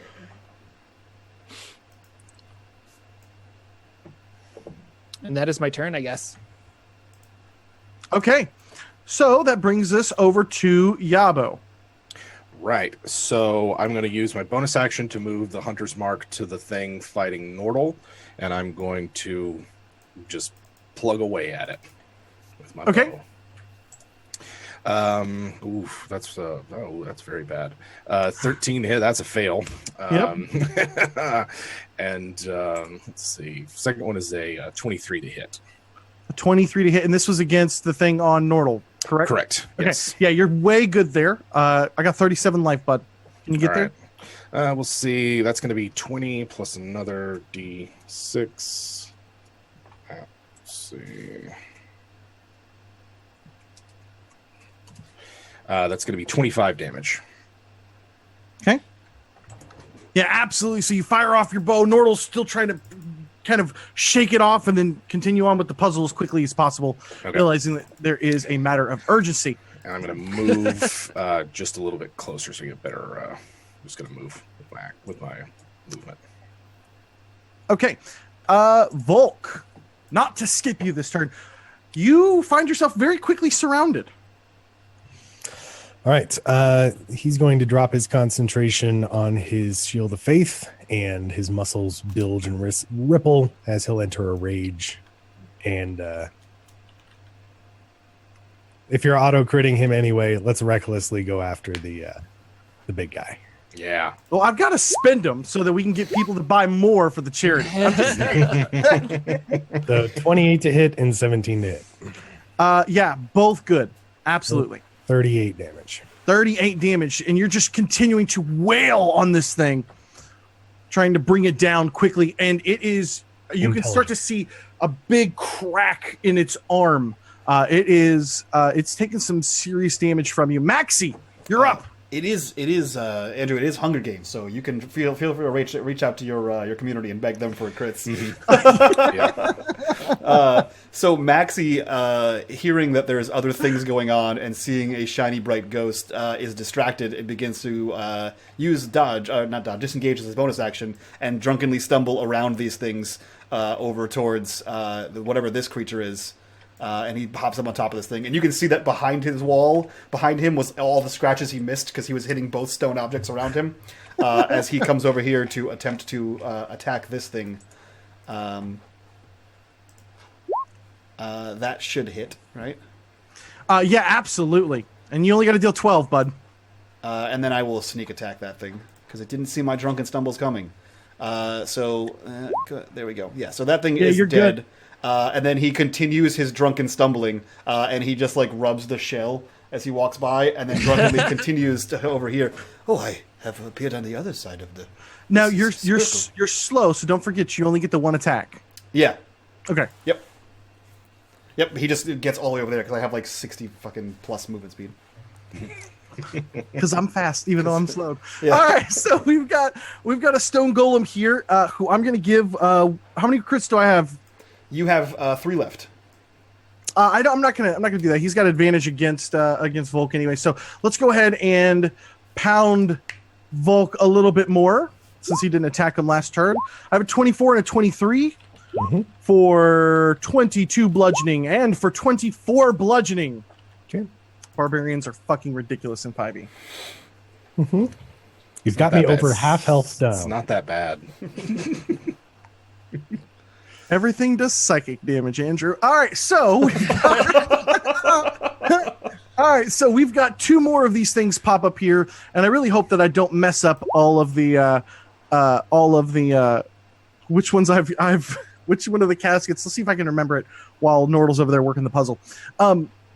Yeah, so we have 2 more things pop up here. This is going to move 1, 2, 3, 4. Yep, there. This is going to move right up to Yabo to there. All right, so let's go ahead and start going down the line. First off, we got the Spectre that is going to lash out at Volk with some life drain. I got a 20 For 6 necrotic damage. You got to beat a DC 10 Constitution saving throw. Can you even fail that? Plus 10. Yeah, there you go. All right, so I didn't think that would affect you too bad. So there's that, and then next up is going to be this mummy over here that is going to lash out at you as well with its rotting fist. I've got a 21 against you for 8. Can you give me a DC 12, Con? Yep, you're not taking the extra damage. Also, I need Maxie, who I don't believe has done this yet. I need Maxie to go ahead and give me a wisdom saving throw. Okay. From the dreadful glare. You're totally good there. Yeah, so that thing's lashing out at you. This skeleton comes up and slices back out at you. We got a short sword. 10 is not going to get there. And then finally, we got a mummy down here. Jim Davis, if you could have Yabo roll me a... Hold on. If you could have Yabo roll me a wisdom saving throw, DC 11. Pretty easy. Pretty easy and low. DC 11, 21. Yep, you're good. And then I've got an attack with its rotting fist as it comes up and just... AC 16. Yeah, the 24 gets there. All right. If you can give me a con save, DC 12. I'll give you a con save, and then I'm also going to uncanny dodge that. Take half damage. 20 con. Yeah, you're good there. Okay, so yeah, you're only taking 6 points of bludgeoning damage, and I believe that's all of them. That brings us back around to Nordahl, who is down here. Let me scroll down here so I can see what you're doing here on this puzzle. Oh, geez. By the way, 2 people can work this puzzle, but you guys should communicate. We have it. I think, yeah. The last time somebody did that in one of my games, it fucked things up big time. I remember this puzzle from Mass Effect. We got it. You're doing good. And I'll tell all you guys on the stream here later what this puzzle's called, so you can go Google it and put it in your games. Don't worry, chat's on it. They know. Yeah, everyone knows that it's called the Towers of Hanoi. Towers of Hanoi. There you go. Well, I didn't want Jordan over here like, oh, let me just figure out how this works. Not that you would do that, Jordan. I know you're better than that. Yabo, you're up, my man. Things are starting to get a little hairy. You guys are no longer outnumbering your foes. Yeah, Yabo's up here. Bonus action, disengage. I'm going to move back and moving my... because I can't do anything with my Hunter's Mark yet because I already used my bonus action. So this guy's just going to have to eat 2 arrows. I am going to use Sharpshooter with both of them. I got an AC of 11. Hit point total AC of 58. 11. Okay, so first hit is going to be 22. Yep, you're there. And that is going to be 22 damage. Okay. And then the second one is going to be 15 to hit. You're there? Sorry, a 12 to hit with 20 damage. Yeah, you're there as well. You fire off a couple of arrows as these dig into the mummy from behind. Is that the end of your turn? Yeah, it's bonus action, and move. So, yep. Okay. That brings us back around to Volk. Volk, this golem, he's hurting. You feel very confident you might be able to bring him down this round. All right. I won't recklessly swing this time, though. Jim is gesturing. Should I hit some? Okay. We'll take a couple swings, continuing his enragement. That is... Which macro do I have? It's this one, but it's +2 to damage.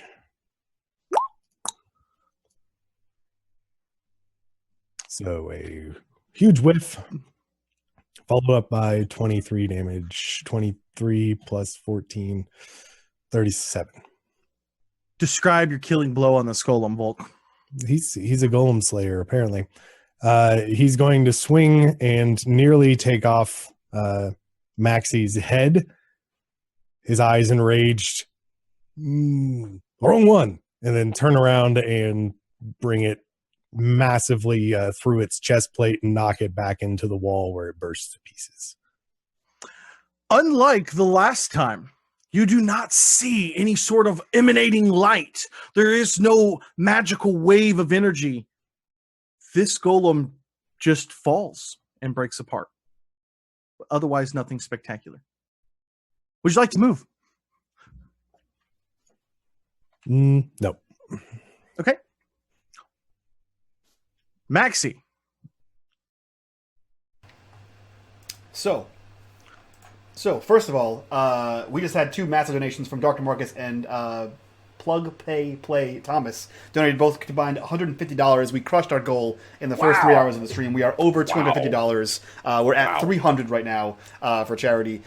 So we have plus 9 hours left to go. So kudos to you guys. Kudos to chat. You guys are outstanding. And Maxie's going to lash out with a flurry of claws. Claws. He's coming at you with the claws. Am I still slowed, or is that thing dead and my slow is gone now? I believe you are still slow. I don't think that it is a any type of. I'm trying to scroll up for it. I don't see any. You make a saving throw after your turns or something. I forgot to do that though, so that's on me. I'll give it to you. I wasn't sure if it was the golem that was keeping that thing going. Yeah, all right, I'll roll. What's the saving throw? Well, apparently it's buried in the chat. I just deleted my token. Give me 1 second. I'll tell you here. It is slow Stone Golem. Golem. There you go. Okay. So wisdom, 17. Ka-chow! Crit. Oh, yeah. I You're destroyed good, it. man. Yeah, You're I good. shake free. I'm gonna use a crit. No, I'm kidding.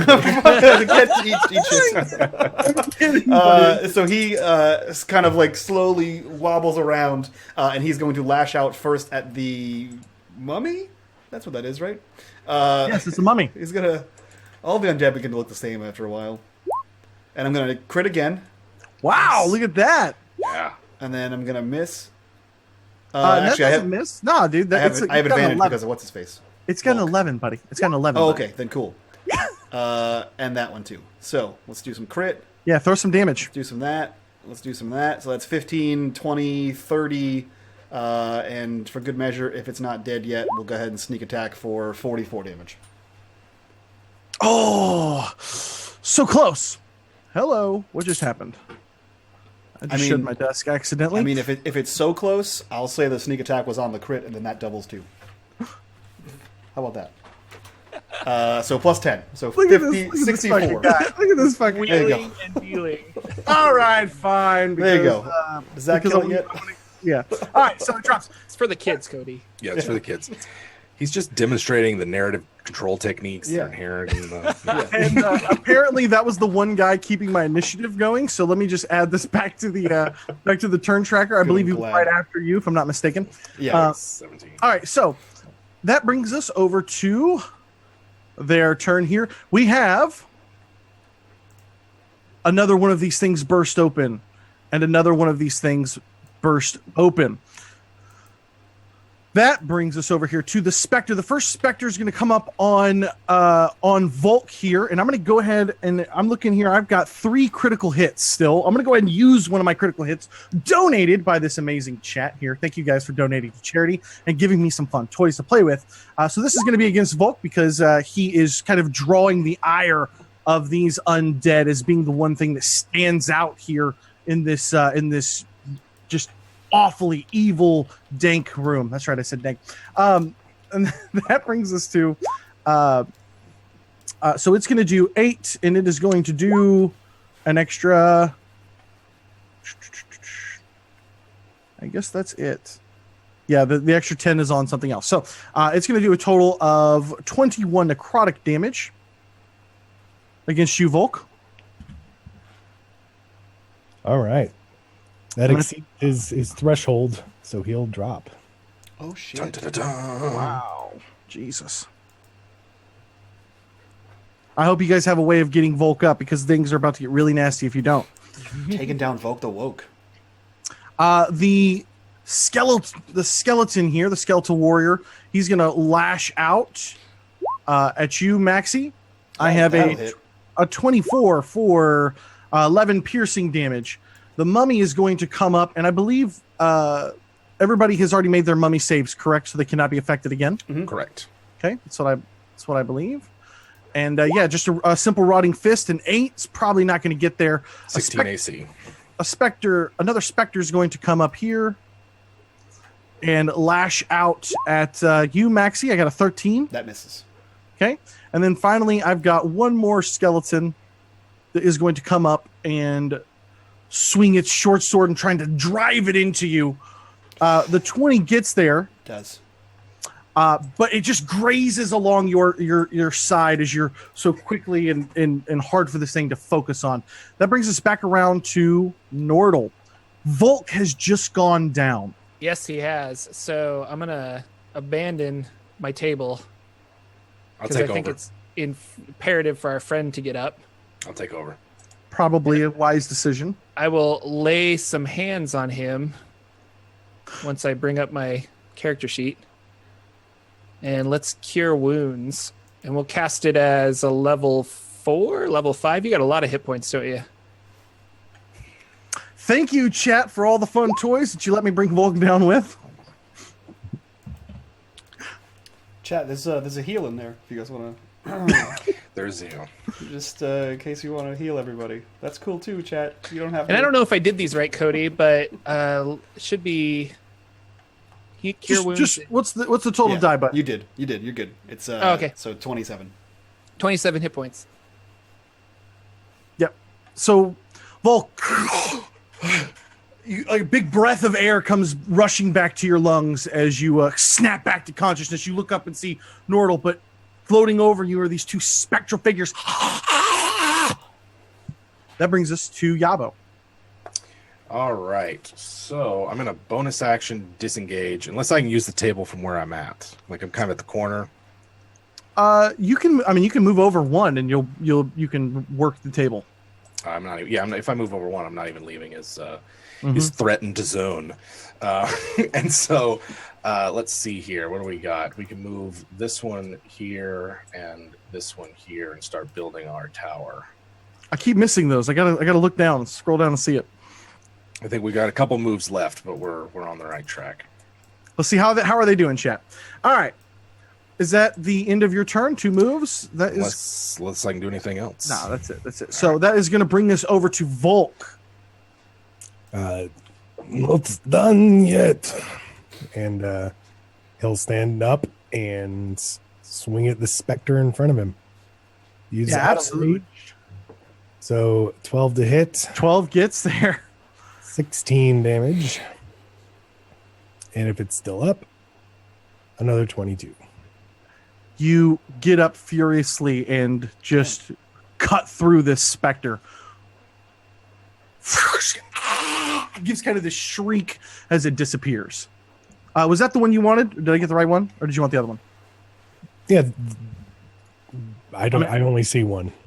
Oh, I just deleted one. So did I? Which guy did you want to kill? They were on both sides of you. The one on near Turtle. Okay. So this is correct. All right, Yeah. Maxi. Cool. Maxi is going to attack the other specter thing with his claws. Yeah, you get there. Cool. You got to do 22. And then I'm gonna spend. So that's 16. But I'm also gonna spend 1 key point and do Flurry of Blows, which is a crit. So, Christ, 16, 25 plus 3 is 20, whatever. Yeah, at that point you kill it. So I don't know if you have any remaining attacks. You could turn it on to somebody else. Yeah, so I do actually. So with Drunken Style, when you spend key to use Flurry of Blows, you can drunkenly stumble with a free disengage up to 10 feet. So he kills this guy and then just sort of wheels and rotates and continues moving forward and disengages over to here and deals his last attack on this guy. Sweet. Oh, sorry, I already rolled the attack. So it was does an 18 hit that thing? 18's so good, man. You got an 11. So 7 swipes that guy. Yeah, you get in there. How You did guys I are get over here? slashing these things apart and decimating them, but they just keep coming. So we've got Hello, another skeletal warrior pop up there, another one pop up here, and a mummy pop up right here. These things just are unrelentless as 3 of these coffins burst to life this turn. And we're gonna start off and do this a little bit more organized than last time. We're gonna start with the skeletons, who are going to move up, and let's see, 5, 10, 15. Okay, yeah, you're there, and you're there, and you're there. Okay, so we're gonna start off with the skeletons. So we got a donation from Not Dawnforged. It says 5d10 healing for Maxi and 5d10 healing for Volk. Clearly not Dawnforged at all.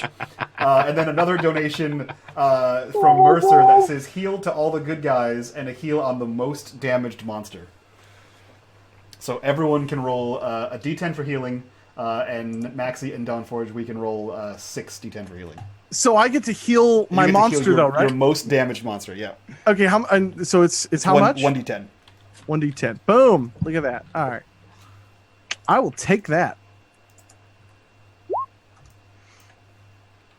All right, so now we got these skeletons coming out. Generous We're going to do the donation. first two here at Nordahl. We've got a 6 and a 17. Does a 17 get there? Nope. 17 does not get there against Nordahl. We've got a skeletal warrior attacking Volk. I got a 14. That's not going to get there. I got one more on Yabo. 16 AC. A 5, not going to get there. And then finally we're going to switch over to our mummies as these skeletal warriors are coming in. But you guys have cleared the room. You've got the distraction of the giant stone golem down. Volk is down. He's back up. And you guys can kind of better engage with these skeletal warriors. The mummy is going to reach out with its rotting fist and try to slam it into the back of Yabo. I got a 15 against him. Not hit. 16 AC. Okay, and then I've got one more that is going to suddenly feels a little more rejuvenated now. And that is going to attack Maxi and try to slam into him. I got a 9. Whiffs all the way around. But you're still outnumbered. Nordahl. Nordahl's moving back to the table. All right, let me scroll down. Let me scroll down so I can see it. We're going to do this and this. All right. Yabo, are you going to continue to work the puzzle? Yeah, Yabo's like just sweating. He stinks now, and he's surrounded by enemies. He knows that the way out of this mess is to finish this godforsaken puzzle. Here. Nordahl gives a slow clap as a reaction. Like, good job. Like the Slav. Volk, The slap on Volk, his you're face. up, man. I'll call over to our Gabo. Almost done. Almost done. Yes. He will. Can he move here, or is that the table? That's a table. That's the table. I'll let you step over it. There's no issues in it. It won't slow them down. That's fine. Okay. Step over the table. It's just it's difficult to train. All right. He's going to provoke an attack of opportunity both skeletons and step up here and bring down on the mummy to make sure that Yabo is less disturbed. Thank you. It's very kind of you, Volk. Oh, you're really right. You're ambitious, man. Were those words? Yes, it was Yeah. English. Come on. Yeah. He's spoken English. That's all you say. 19 and 19 to hit for 32 damage. 32 damage is going to. Yeah, you just come in and you just start smashing into this mummy, and it doesn't. It's hurt, but it doesn't seem phased by it. Maxi. Cool. I am going to spend my 2 crits. There we go. Let me edit this for my sweet Roll20 skills. So I'm going to spend one of my crits on this guy here, this skeleton guy, and this mummy over here. So, ka-chow, ka-chow. And then I'm going to make some another flurry of blows on these suckers. Okay, so yeah, throw me some damage first against the skeletal warrior, so I can see if you drop him. Sure. Nope. God damn it. So there's 7 damage on the skeletal warrior, and then there is 13 damage on the mummy. And then my attacks coming at you with another flurry of blows. Those should both hit. So 7 more damage on the skeleton, and 9 more damage on the mummy. As You he's drop the just mummy. kind of flailing around, claws out. Oh, you know what? Yeah, We'll also do. There you go. Some 5 more damage on the skeleton. Sneak attack on the skeleton. Does that All get right. him yet? No, Damn it! he's at about half life. God, shit. On a scale of 1 to 36, he's at about an 18 or so. Damn it! It's very specific. Now we have more of these tombs basically are continuing to crack open, and so let me just grab this right here. Boom. So we've got this one mummy, and what I want to do is I'm going to go ahead and spend a crit to land this.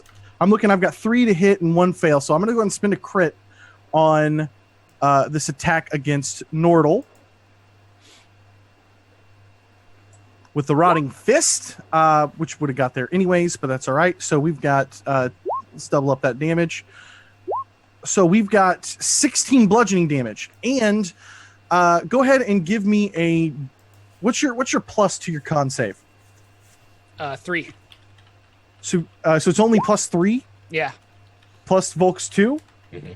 So I'm going to go ahead and spin my last critical failure, and I'm going to say that you critically fail this. Okay. And take 10 necrotic damage and have your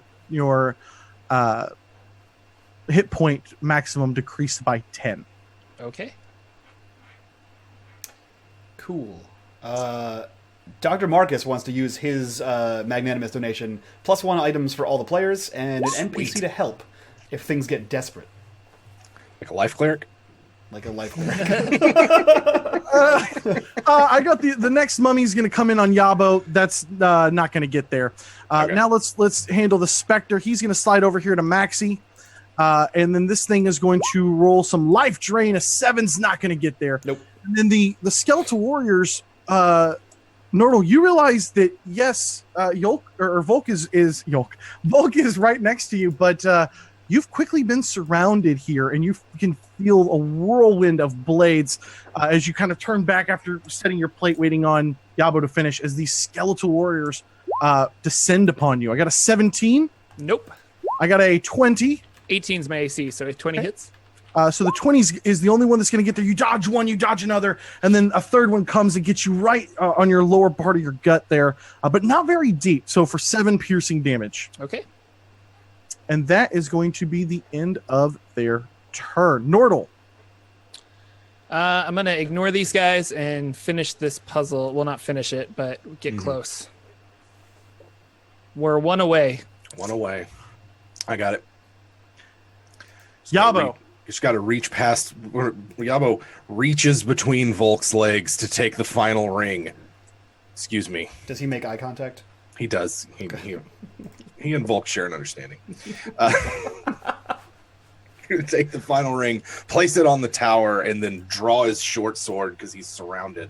And if I've got an action left, I'm going to attack this skeleton warrior. As you set the final ring down, a very similar occurrence happens of what you guys found in the dark room with the bright flash of light as this light just emanates and it just ricochets all the way through this room, illuminating the entire thing. And you can hear shrieks and moans and dying death screams from all of these creatures inside of here as all of them basically evaporate with this wave of energy. And that brings us, and as you look down, these rings have kind of molded together and they float up, and a glowing orb floats towards you, Yabo, as if ready to reach out and grab it. It's all glowing and illuminated. Just like the last orb. Yeah, he pulls his hood down and it's too bright. It's just take it, Volk. Take it. A Maxi. Yeah, Maxi immediately takes it. And he sees it and he jumps over Gabo and grabs it through Volk's legs and begins to tumble on the ground and play with it before he has enough time to get down there and grab it from him. He says, "This light is great light. It is so warm to touch." As he rolls around on the ground with it. Volk and Nordahl, each of you guys just give me a perception check, please.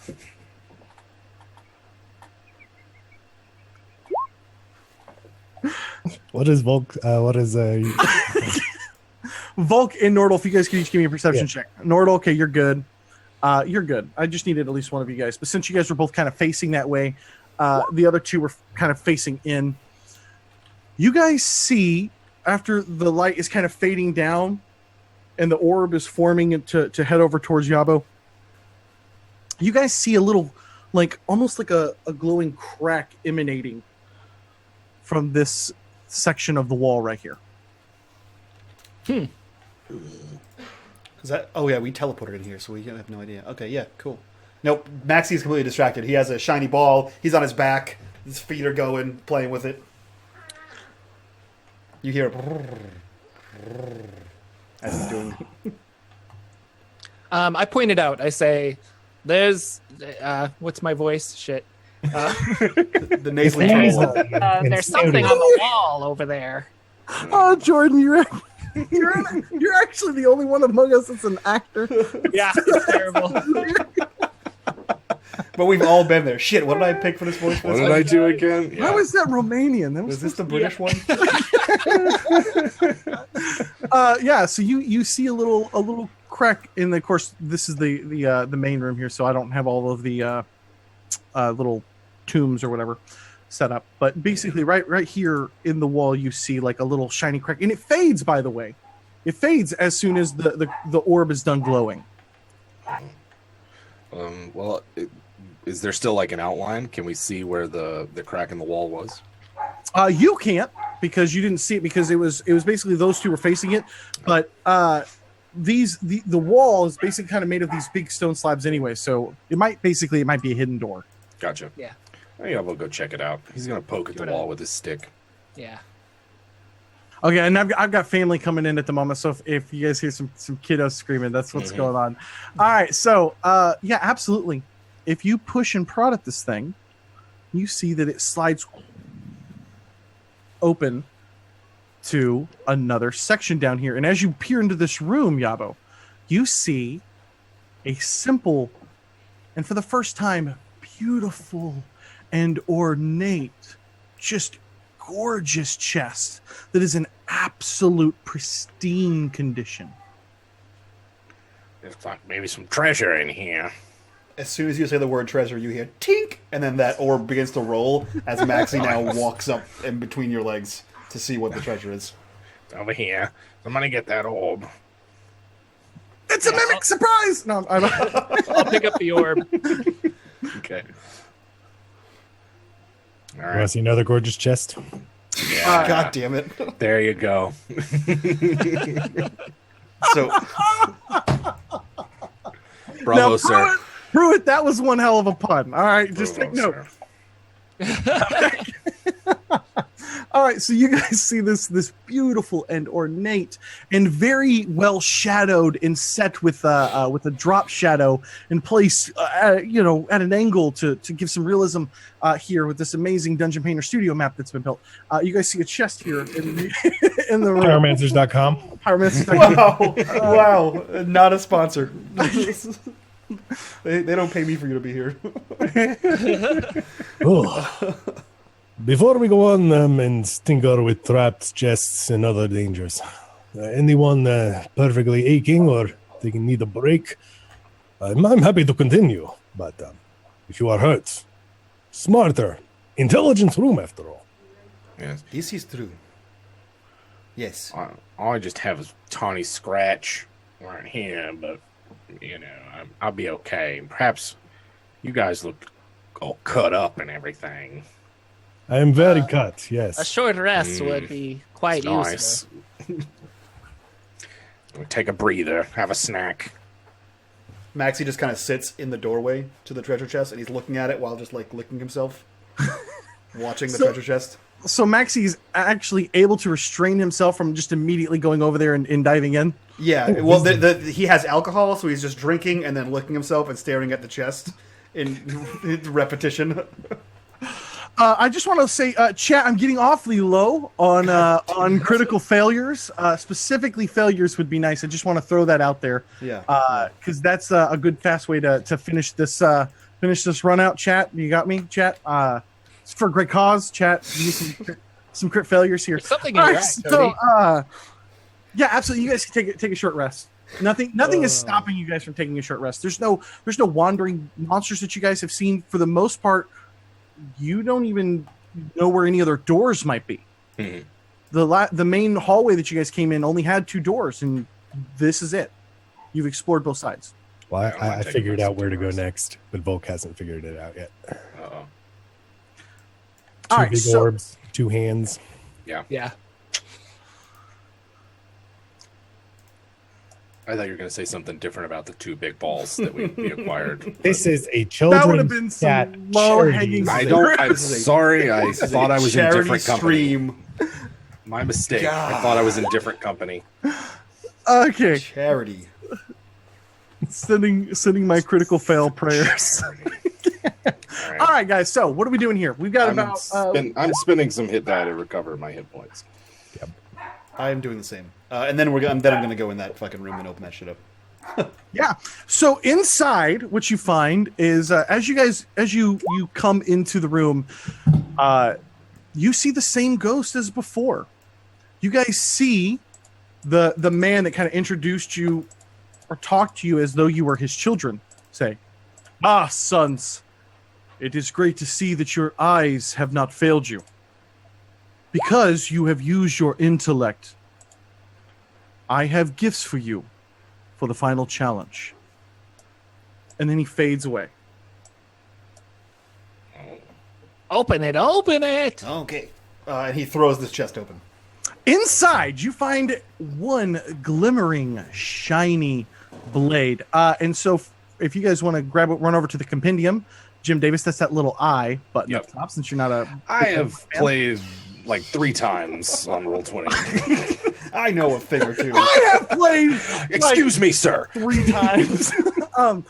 That is you guys, so you get 2 things here. You see basically this beautiful ornate sword, and that's a sunblade. So you guys there is a sunblade inside of here, which I'll let you guys work out who wants to grab that. And then along with that is this beautiful blue bow. And it is a long bow, not a short bow. There's a beautiful blue long bow. And it kind of has these like cracks up along the edge, but not anything deep enough that you would think they would affect its performance. And I'll just let you guys know that it's basically going to be a +2 longbow, and it's also going to deal on hit an extra 1d8 lightning damage, just because I don't want to have to tell you guys that and keep track of that whenever you're rolling all your crazy high numbers. So you guys can figure out who is going to get those things. You hear Maxie laugh, and he picks up the sunblade and sort of drunkenly stumbles over to Volk and says, "Here, this matches your shiny balls." And he hands it to him. It's a little small. Well, not everything can be so big. Oh, thank you. And then he kind of looks around and says, "Where do we go now?" Well, there was a bow, I believe. Yeah, Yes, I bow. don't want that. It's a little big for me.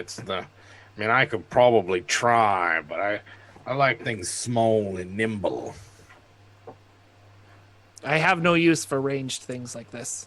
I can't tell if you're making a joke.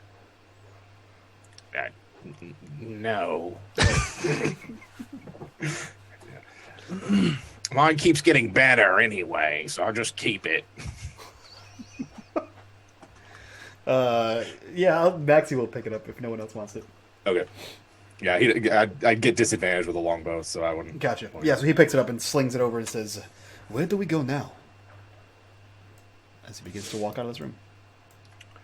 Got 2 balls and some Perhaps, place to put them. perhaps we missed something in the room with the ghost. Where would we put 2 balls? There was a Two giant balls? statue. Big balls. Perhaps in the hands. Yes, you put Yes. the glowing balls in the hands. Always put your balls in your hands. That is what I say, yes. No, not your hands. The hands of an old withered man. Yes. Always, That yes. is best. This is why I like keeping you around, Volk. You're so smart. That is the first time anyone has ever said that to me. in my whole life. You got dungeon smarts. You are also great with balls. Guys, you're making me blush. All right. So you guys make your way back to the main room, and back in here, as you guys come into this, you see the same ghost again. And it's again that man with like kind of the long flowing hair, and even through the kind of like ghostly visage, you can tell that it's probably like a long black hair, very clean shaven, but stately. Something about him, the way that he kind of carries himself is just like there's no fear. There's as he's kind of making these things here, very confident. And Old ghost man, I would like to put my glowing balls in your hands. Sons, it is great to see that you have survived. I knew that you would, but I must warn you, up ahead is the greatest challenge of all of your lessons yet. The sisters. Though you have climbed the Yasen Mountains and faced dangers in the Breville Sea, up ahead you will find no quarter. Good luck, and make your mother and I proud. And he fades away. Your dad seems nice. He looks very wise. He He's your dad too. No, I am a cat. How can you be cat and him be man and he be your dad?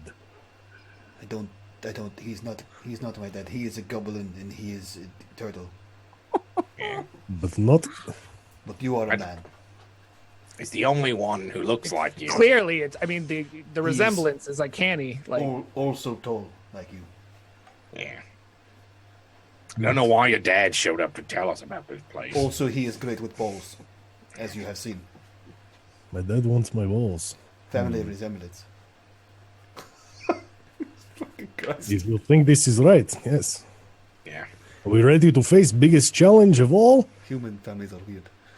Yes, we will fight it. With the new sword and the bow.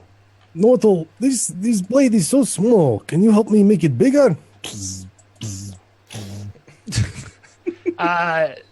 no, I'm not sure how to do that. Your magic. It is magic. Yes, but the magic of a blade is different from the elemental magic that I wield. It is so small. It's hard to wield.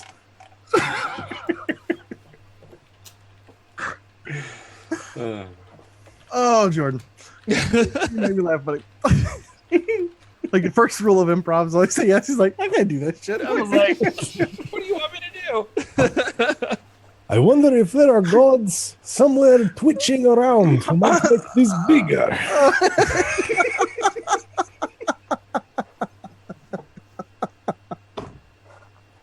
All right, so who's doing what with the orbs? Are you guys going to open this up right now? Yeah, is there... You said there was like a... So, we put the orbs in the hands. Ghost comes out. And he says, evil challenge.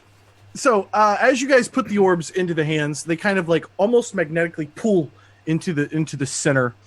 And behind you is this very beautifully drawn dynamic lighting line that I can just simply slide over. Oh. As the wall and raises up out of your way. And in front of you, you guys see these stairs leading up, but up to this other set of doors. And there is just a darkness resonating from this. There is almost like a black tar that is coating and covering the cracks of the door and in between the seams and along the stairwell, kind of like it's these evil roots just reaching out from this from behind this doorway. I believe this is where the root of the darkness is. Seems like it. Yeah. Three sisters, they said. Something about Oh, weakness lies in their In the skulls. skulls, yes. Perhaps we should run in head first. Smash the skulls, purge the darkness. Yes. Yes. Good. And Maxie begins walking in.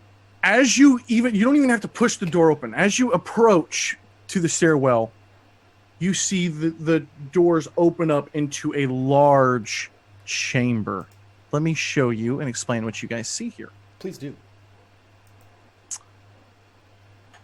Inside here is immediately in front of you, you notice a couple of things, or a few things really. One, from the center of this enormous room is this large iron chain cage that is hanging above this large, like almost 10 feet across, bubbling cauldron. And this musty tinge in the air kind of hangs on your tongue. On the floor beneath the cauldron is a glowing set of some sort of runic magical circle with these glowing purple skulls placed out around it. Far across from you, all the way in the back, you see a single sarcophagus placed up against the back wall. And these huge, massive stone pillars rise from the floor to hold the ceiling up. I don't like this. No. I've got a feeling about this. Might be good, might be bad. Let's smash skulls and put an end to this. Yeah. Volk, as you cross over the threshold, even though the door has opened up, you feel this like kind of brush past you. Yeah, like almost like you walk through like a waterfall or some sort of like watery substance just kind of pulls on you, like somebody like you passed through a bed sheet almost. Okay. As you turn back, you see nothing. It is just pure blackness. Let's follow Volk in.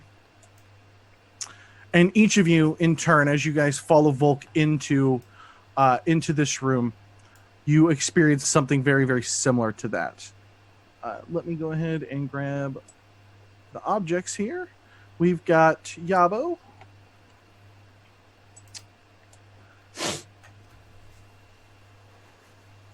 And as you guys kind of get a better view of this room here, you see two additional sarcophagi placed against the walls here as well. And you notice that there are a few bodies sprawled out here on the floor that have been chained with these big iron chains to each of these stone columns. And as you step in, you can start to hear a little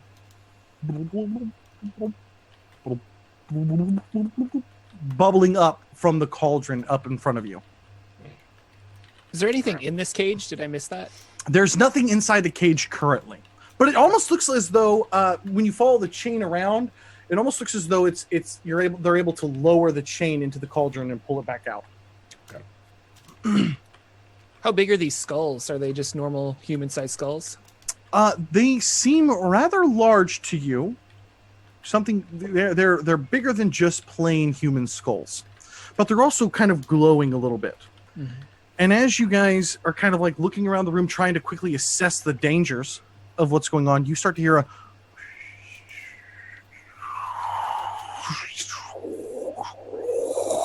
and the sand from the floor is starting to kick up and swirl about in the room. I'll give you one round to do something before something else happens. Oh no, the last time the sand swirled, there was a giant statue. Yes. Let's see. I was going to draw his bow and attempt to hide behind this pillar right here. Okay. Keeping an eye on this closest sarcophagus. Maxie, is there anything you're trying to do? Yeah. So these skulls, they look like they're affixed at all, or they're just sitting there? I'm sorry, I didn't hear the question. The skulls, they just look like they're sitting on the ground? They're just placed upon, but they're placed within this magical circle.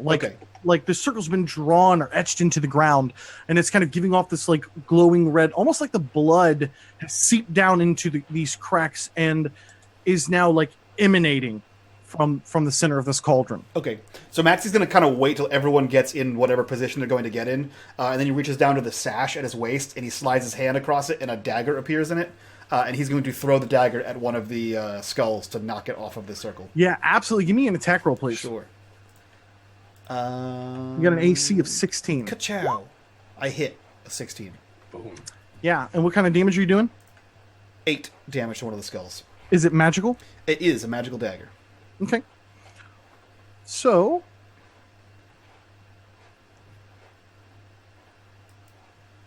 Yeah, absolutely. You see it kind of dig in, but it doesn't go very deep. It doesn't shatter the skull. It kind of just digs in and almost like it slices in and chips in a little bit and sticks there. And you hear this immediately, and I'm going to go ahead and pause there for just a second because I'm going to let everybody else get into place. So, Volk and Nordahl, are you guys doing anything? Yeah, I'm going to move forward a little bit, and then I would like to use my wild shape ability to fortify myself with spores, so I gain 30 temporary hit points. Sounds pretty good. And be at the ready, I guess. All right, and I will move forward. His his eyes glowing with his divine sense, and he'll say, "I fear no darkness," and he'll bring down his maul on this one. Yeah, give it to me. Oh baby, You gotta get a 16. Yeah, so in Volk, you can feel it much more than what Maxie kind of sensed from just throwing the dagger. You can feel like there's something, like as you go, you kind of have to force yourself through the magical, almost like they have like a magical barrier around them. There's this like extra force. But in total, you deal how much damage? 41. So you come up, and after Maxie's dagger kind of flicks into it, and you see this little crack, you come up, I fear no darkness, and you just obliterate this thing once, twice, and with the second one, just thunderous, boom, of purple energy goes all out and about in this, just spreads out throughout this room, rifles through the room. And at this point, you guys can all hear this just awful, screaming, high-pitched shriek, almost to the point where you have to cover your ears. The wind has built up in this room, and the sarcophagus fly open to reveal these awful, disgusting, decrepit monstrosities. And these are basically mummified hags, to give you guys a better understanding of what you're looking at here, which I think is pretty dope. I'm glad you think so. Let me put this right on the right layer. So there's one. That's right, I made these tokens custom. And then there's two. And then there is three. Just gonna preemptive that. If everybody could please be so kind as to give me initiative. And if you'll give me just 1 second, I gotta grab something real quick. Make sure you check out Taking20 so that you can learn how to make tokens and not how to use dynamic lighting or any other. You guys want to revel in mediocrity? on Roll20. Check out Taking20 on YouTube. Yeah, seriously, go guys. While he is gone, I will do some promoting things. So we crushed our goal. We're at 375. Our goal of 250. That is quite a bit over the cap there, which is great. We still have 9 hours left to go. We have City of Mist coming up next with the guy who created City of Mist.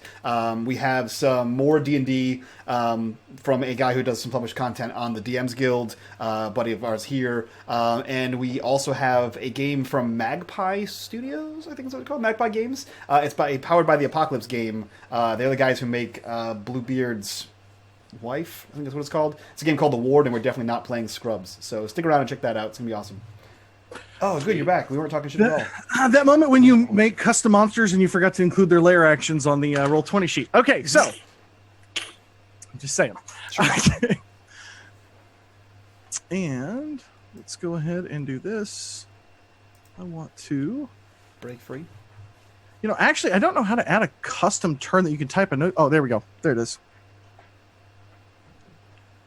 Just click on the little button and then click on Add like Custom. You know. You don't know shit. Click on the toggle and you click Add Custom Turn and then you type in the name of it. All right, so we've got...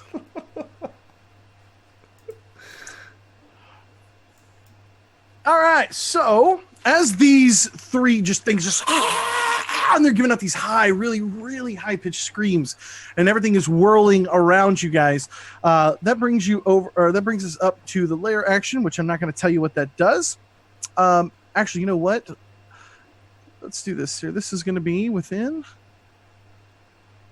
Yep, I'm not going to tell you what that does. So that brings us over to Nordahl. Nordahl, you're up. Now the barbarian destroyed one of these skulls already, correct? That is correct. All right. As a bonus action, I'm going to hold out my hand, and a sword of flame erupts in it.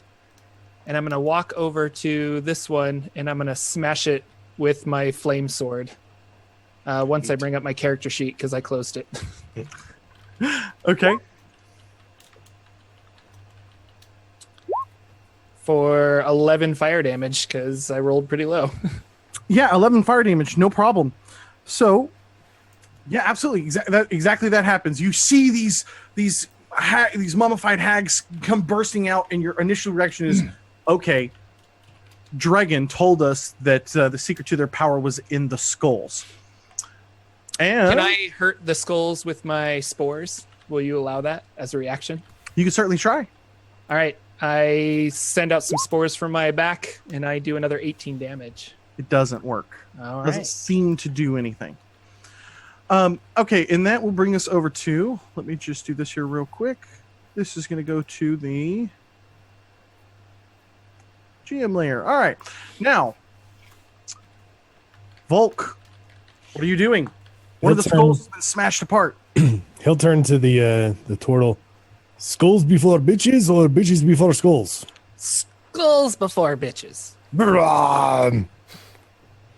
Crunch, crunch. Especially with your attacks. Can you deal 40 to it? Can you deal 40 to it, Yeah, buddy? he did. Yep. Yep. Exactly what you think happens. It you force through the magical protection, and when you do this again, you hear another immediate just like a furious scream from these. And as you look up, the one of the three sisters here is making direct eye contact with you. Sondo Sambakara. And she's pointing at you, starting to chant. I don't like that. So let me just do this here. That goes to the GM layer. All right. And now let's have some fun. Hey, chat, I'm just saying, if you want to throw some crit fails Or crit hits at us. now might be a great time to have a little fun, really, because that's what D&D is all about. It's about having fun and raising money for kids. So, what we're going to do is, first off, she is going to...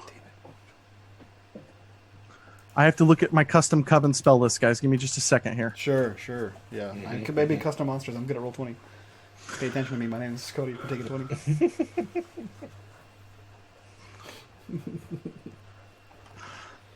This is going to be a long fight, so we're gonna just hang tight with me. We're gonna push through this. So Andrew, what I need Volk to do is I need him to.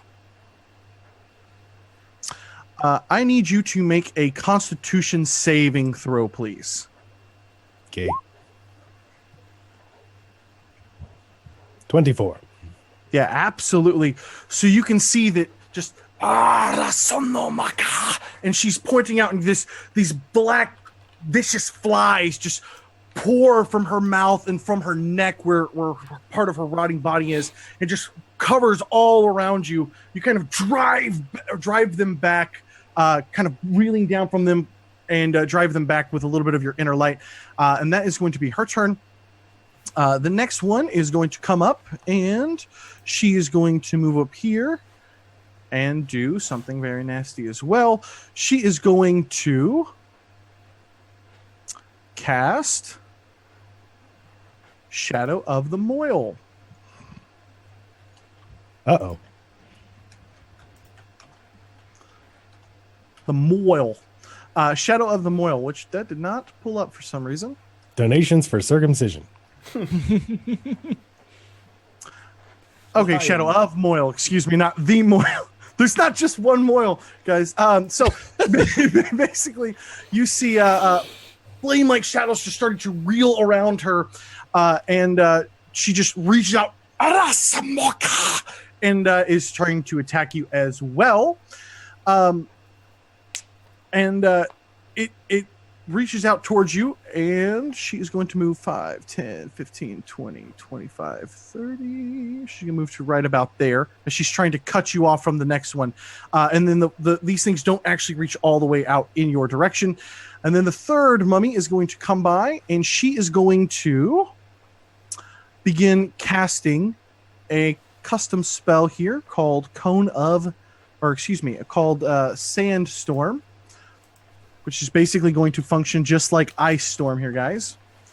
I've got a lot of spell stuff going on, so you guys will have to bear with me. I'll try to keep it as exciting as possible. So we got a 20-foot radius on this bad boy. And she is going to plunk that thing right. Where's my draw tool? So we've got a 20-foot radius. So she's going to go 5, 10, 15, 20, 5, 10, 15, 20. Copyright. So she's going to do this right here.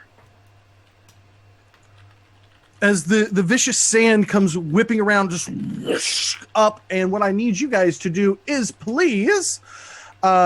I need you each to make a dexterity saving throw. Oh boy.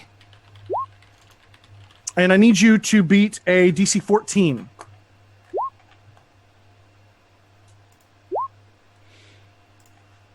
Everybody but the most dexterous. Everybody except for Yabo, apparently. Yeah, that was a rough one. It must have been like a 2 I rolled. So this is going to deal, I believe, 2d8 and... Okay, so this is 2d8 bludgeoning, 4d6 bludgeoning. Because I'm changing the spell up a little bit. So we've got 14 and then 3, 4. We've got another 12, 28, 30, 33, 37. Okay. So 37 bludgeoning / sand damage, if you will, as we've reflavored this a little bit. And this thing just comes whipping around all the way through. Nordahl, you notice something really peculiar about this. You notice that as this is whipping around and beating along your face, you're trying to cover your eyes up a little bit. You notice that the skull, it's totally and completely clear, like it's not even affected by this. Almost as you move within a few inches of it, nothing's happening to it. This spell is completely... It's not causing any damage whatsoever to the skull. All right. Sweet. So Yabo is going to dodge some of that, even though his uncanny dodge can help mitigate the damage, even though he takes the full brunt of it. So whatever half of 37 is, like 18. Okay. And that brings us up to Maxi. Cool. Everyone takes half damage on that thing? Yikes. In 10 feet. Of... Oh, if you save, you take half, and then if you're inside near this half this again. thing. Yeah. Maxi is going to quickly dash up there, not dash, but move up there next to Jordahl to defend him and to smash the shit out of this thing. So he's going to Cat's Claw this thing. Yeah, okay. And all this is difficult terrain, by the way, until the end of the next turn, just for the record. Yeah. I have 45 feet of movement speed, so yeah, you're good. You're good. So yeah, he is going to he's going to slide his hand across the sash again and pull out another dagger, and he is going to attack the dagger, and then unarmed strike it as well. Okay, so the first one is going to miss. The second one's going to it's not going to be able to just get through the kind of magical barrier around it. Yep. The second one's going to hit. The third one's going to hit. Give me some damage. 18 damage on that thing as he's like one hand and the claw, or one dagger in the claw as he's stashing at these things. Okay, so how much damage did you do total? 18. Okay. Got it. That's it Yabo. for me. Right. So can I see any of the creatures from where I'm at? Can you see any of the creatures? Yeah. Like, is the sandstorm like blinding everything, or is it just like... No, no. You can make them out from where they were before this thing took place. Okay, well, I'm still going to move up a bit. I just didn't know if I needed to use my bonus action for something else, because I would like to use my bonus action to cast it on this closest hag right here, the one closest to Volk. And as I move up at half speed... So you're casting a spell? Yeah. Okay, so go ahead and do this for me. Give me a DC 15 Constitution saving throw to cast that spell, please. 21. Yeah, absolutely. Okay, so as you go to cast it, and you're casting it against which? This one closest to Volk. Okay. And as you do that, you hear Seal Spoola. and the magic words just fall out of your mouth. Okay. I'll utter a goblin curse and then just shoot her twice with my bow. Anyway. Yeah, go for it. All right, sharpshooting as well. So the first one is going to be a 29 to hit. Yeah, that's going to get there big time. Okay, and that's going to be 21 magical damage, piercing. Yeah, that's going to get there, bud. Okay, and then the second attack is going to be...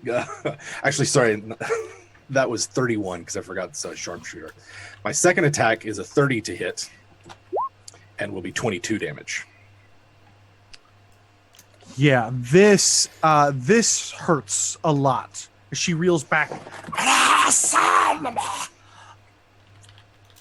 That brings us back around to the layer action. Before you do that, Cody, someone Mighty Moose donated $15 and said a critical fail for each of the players and a success for the Dungeon Master. Nice. I will post the updated list in chat for Hercules. Grumble. That is amazing. Okay, so let me go look up what. Okay, I gotta go look up another spell because of that, buddy. Thank you. All right, so let's do this here. Let's see how bad this is going to turn out.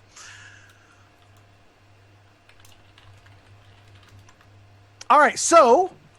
Oh my God, this is so bad. I'm gonna fucking do it. I don't care because these things are amazing.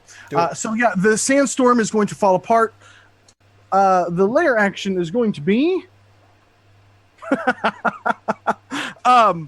That's so good.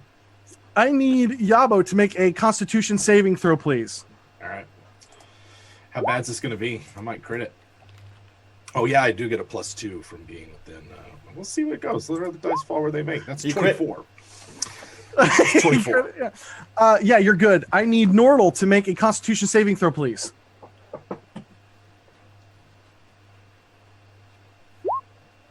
Ooh. Okay, you go flying back and slam into this pillar here. I need you to take 4 points of bludgeoning damage, please. Maxie, can you give me that noise? Ooh. Maxie, can you give me a? Oh, I eat shit too. Yeah, you're gonna do the same thing. You're gonna take 5 points of bludgeoning damage as you get slammed up against the wall. And at this point, that is going to bring us to Nordahl. Now, when I saw Yabo try to cast a spell, the words were like pulled out of his mouth, like the spell didn't work. Yeah. Do we want to test this again? Give me an Arcana check. Give me an Intelligence Arcana check. How about a nature check? I'll give you. Yeah, that's fine. I'll take that too. The natural workings of magic here. Yeah, it was counterspelled. Okay. I'll say that you also noticed that for a brief moment, it almost looked like he was struggling before you heard the hag start to counter that spell. I'm going to cast Erupting Earth, and it's a 20-foot cube. So I'm going to try and hit maybe her and then some of these skulls as well. Can I draw circles and boxes? I don't know how Roll20 works. Yes. So you want to go, so this is 5, 10, 15, 20. 5, 10, 15, 20. Okay, right there. Can't see. Oh, there we go. And then, so yeah, you could do something, and then this can even expand out, honestly. So this expands out to hit here, I believe. Sweet. These are set to halves, Andrew. Should only be 4 squares, I believe. So you could do, you could even do, let's see here. No, I think that's good. It gets 3 skulls. 1, 2, 3, 4. Yeah, that's 4. That's okay. 20 feet there. Okay. Yeah, absolutely. So roll me some damage here. And what kind of save does she have to make? She has to make a dexterity saving throw. Oh, look at that. Yeah, I'm going to let that happen. Thank you. Dude, having the chat donate to charity and giving me fun toys to play with is like the best thing I've ever The worst seen. thing I've ever had, right? Yeah. It's absolutely fucking amazing. So you're going to do 11 damage to all this, or 18? 18 damage. 18 to all of this. Okay, so let me just slide over here. She's going to take 18 more. And yeah, this is significant to the to damage to the skulls here. Nice. 22. Okay, got it. All right, Sweet. is that the end of your turn? That would be it. Volk. All right. He's going to push through the sandstorm and the earth. He's going to go right there. The skull is going to get one. He's going to enrage because he's got that back and bring his hammer down, one on the skull and then one on her. Okay, so give me the skull. And he will do so recklessly. Skull is a 28 to hit Yep. for 19 damage. And if it's still intact, he'll It channel. is still intact. Okay. He'll pour some divine energy through that. 25 Yeah, it drops. total. It was exactly how much you needed to get through there. So Oh, good. Then as he smashes that to bits, he'll bring his hammer around and swing into her, also recklessly. yeah, it's gonna get there, buddy. Nice. There you go. I'm going to use my last second level spell slot to crit that. So that is it's 21 plus 16 plus 32, 53, 76. So here's what happens. You just come up and you sing your opportunity. You run past all the stuff that's going on with the earth erupting around these skulls, and you come in, just smash once, twice on the skull. You come back and you just bury right into this hag's chest, and you can feel the bones and the crackling of it just give way. And it almost sounds like she got knocked out of air, even though that's no way that happened. She's undead, and she just gets decimated. And as you pull back your maul, you can see this huge gaping hole. She falls down to the ground. As this happens, immediately, this skull here, you see it explode and shatter into lots of little shards. And a boiling arc of blood comes back up over and goes and covers up the hag as she stands back up. Shit. Sweet. Okay, sweet. So let me give me just a second here, guys. I want to get to the right layers to do some things that I need to do real quick. Let's go ahead, and this one is gone. And so is this one now. And now it is the hag's turn. And she is back to full life. So let me do that real quick. Yikes. Yep. That's how this encounter is going to go. Good to know. You guys are so lucky, by the way, that you chose the right person to tell you to destroy the skulls first. All right. So, Jordan, is this gone? Yeah. Okay, great. We're gonna push through here, guys. I think we can wrap this thing up in time for the next game here, Mike. But so this hag is going to reek back, and as you've kind of knocked her back, so you're gonna get an attack of opportunity because when you killed her, you basically pushed her back a little bit. And so at this point, you guys are going to get something awful. You can hear this hag here begin to chant. Rasamfonda, Singor, Samargadina. And a wave of black necrotic energy just ripples up in a sphere form in a 60-foot radius, hitting all of you. And this is basically Circle of Death. And I, because of the miraculous charity stream, has given me one failure for the entire cast. I'm going to try to kill you all right now. Okay.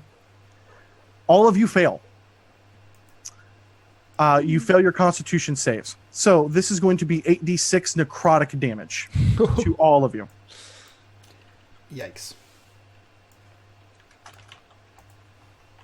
I hope that we're all down to one hit point. Just to That's shit on you. 29 necrotic damage to each of you, please. Okay. Wow. I am not done. Oh, Christ. This hag will step over here and fire off a perfect line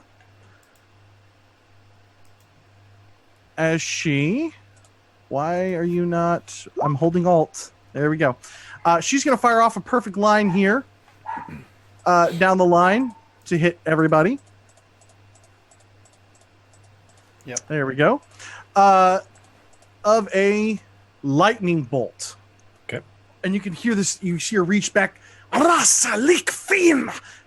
this lightning bolt comes crashing down on you guys here. Let me just double check that. I don't remember that off the top of my head, actually, that damage. So gotta go pull it up real quick. 8d6 Is it 8d6? for base level. It is. Yeah, it's base level. Oh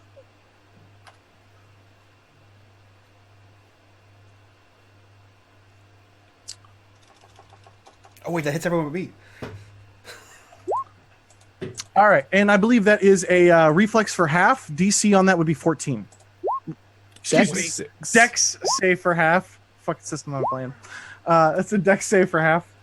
And that was Andrew, I don't know how you keep all, because I know you play so much Pathfinder. I don't know how you keep it all straight, buddy. I don't. I will always love 3.5 and Pathfinder. and that was a straight line, right? So that doesn't hit. That doesn't actually hit Maxi. It's not going to hit Maxi. Yes. Okay. We are not done. Oh, now we hit Maxi. We're going to cast another Leak Fiend from the other side down on Maxi and on Nordahl Sure. for another dexterity saving throw, DC 14 for 31 more lightning damage. How much was the original lightning bolt? Yeah, how much was the original? The original was 22. The secondary one was 31.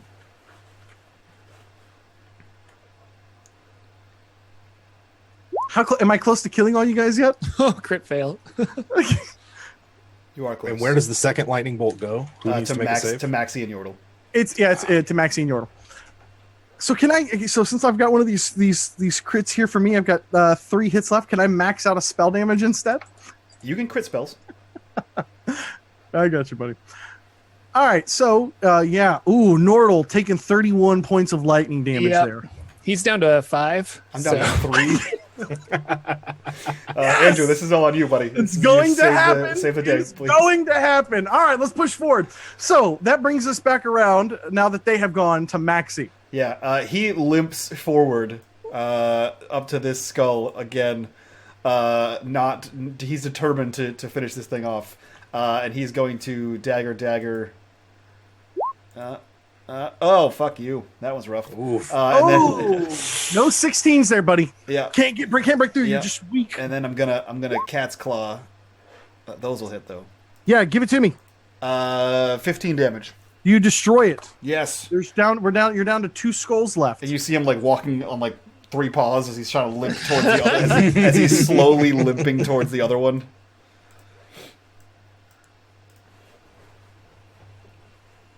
Yeah, that's all I got. I'm dying. All right, that brings us over to Nabo. All right. So this one Yellow. that Maxi's next to is can my arrows even hurt these skulls? Do you shoot Who knows? magic? Do you shoot magic? I shoot magic, yeah. Then yeah, hell yeah. Magic. Yeah, All right, no- then fuck this skull. I'm going to target it with sharpshooter and all the good stuff. And in fact, I'm going to spend one of my crits on it. I'll just tell you right here, 40, right here, 22.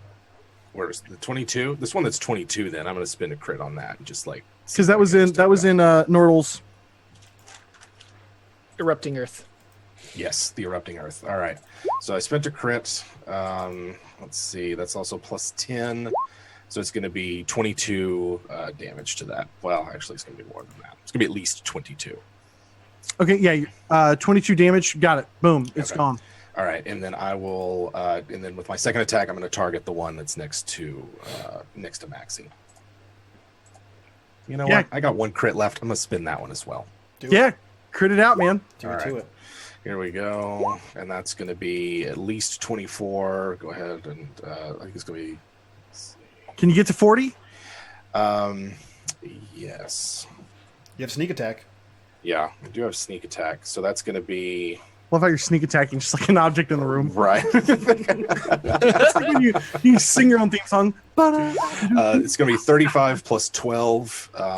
Yeah, that's 40. Yeah, That's 40. Sweet. Absolutely. You guys, knowing what is at stake now that you've seen one of these things go to work, and all of the skulls here are gone, and you could see this start to rumble and shake from the cauldron here, and it sort of dies down, and the blood goes still inside. And the hag Layer crumble to action! dust. Shit. Layer action's going to do something. I don't know why this keeps adding every fucking turn. I don't know. Where's our helpful NPC? I know, right? Oh, that is a good question. Maybe a friendly necromancer ghost shows up to help us deal with some of these spellcasters. That might actually happen. All right, so that brings us over to Nordahl. No layer Nordahl the action? Turtle. Yeah, I did a layer action. You don't know what it is. Okay. I'm going to rush over to Maxi and do Cure Wounds on Maxi here. It's fantastic. You don't have like a mass heal? I don't. I'll let you trade. Listen, I'll let you trade your NPC, which I admittedly don't want to bring into this fight at the moment, for your highest level spell slot back. Okay. Is that okay with the viewer who donated? I think ultimately he wanted to help him, right? Yeah, he said as long as it comes in at a desperate time, so that seems like a desperate time. Okay, so here's what happens. was The a ghost freak comes event. in, and he charges through you, and what happens is you feel like your magic has returned to yourself. Okay. I wish you luck, my friends. And he's gone. Thanks, Dead Ghost. Thanks, Dad. Dragon shows up and channels energy into you to help this heal on Maxi work for the whole party. So 40. Fantastic. Enjoy. Yeah, most of those things say DM's discretion, which is always nice. Bring them in however the hell you want. That's it? Cool. I'm good. All right. Back up. And you did that just on him, not on everybody, right? Nope, just on him. That's all I Okay. got. Volk. He'll look back, seeing all the skulls gone. Okay. Thankfully, his allies seem to be holding steady, and he'll rip open a big grin. Not this time. Hammer down! And Damn it. he will lay into this one, and we'll smite her with the last spell slot for good measure. So, Okay, so give it to me. You got to beat a 17. I assume you beat a 17 on does. both of those. Okay. Yep. Give me the total. Actually, that was the wrong macro. Ignore that, because I'm using my great weapon mastery. With the Sunblade. It's too small. I know. So there. Nordahl let you down. I can't believe I gave the fucking players a Sunblade in this dungeon, and they're just like, yeah, fuck it. And the bow, too. And the bow. They're just like, I can't use it. I don't want Can't it. use them. So the first one will miss, but the second one will hit. And we did. I'll keep the smite the same. So 44 damage. 44 damage. Absolutely. And she shrieks back. This is going to be their turn. Let's see what they have left. We've got... Ooh, let's see what we've got here. We've got one, I think, that can get into position. So she is going to move right here. Okay. How far is this cone? What is this cone? Give me 1 second. This cone is... Oh, God! It's 60 feet. Yeah, she ain't got to do none of that. Okay. My bad. So, yeah, she's going to step up here. And she's going to cone of sand the fuck out of you guys. Good. That's what I hope for. So, which it basically functions like a cone of cold. So, if you could give me a Constitution saving throw, please. It's going to be 8d8 bludgeoning damage. I like this cone That's a better. 6 for that. That's a great cone. Mm-hmm. What was the DC? Fucked. Yeah, what's the DC? It is not okay. So not the coven. So for her, it's 14. Oh, good. Me too. Not Down. you. Okay. Not you. Nordahl's I not got gonna one. survive. I fucking got one. Okay. 8d8. Okay, or half. So that is 42 points of bludgeoning damage. Ooh, halved if you succeeded, right? That's correct, sir. 42. Let's see what I'm at. I'm gonna use my- Diablo's unconscious. I'm going to use Uncanny Dodge and have that again. Did I get 2 players? 40. Yeah. Oh, yeah. I got Uncanny Dodge as well.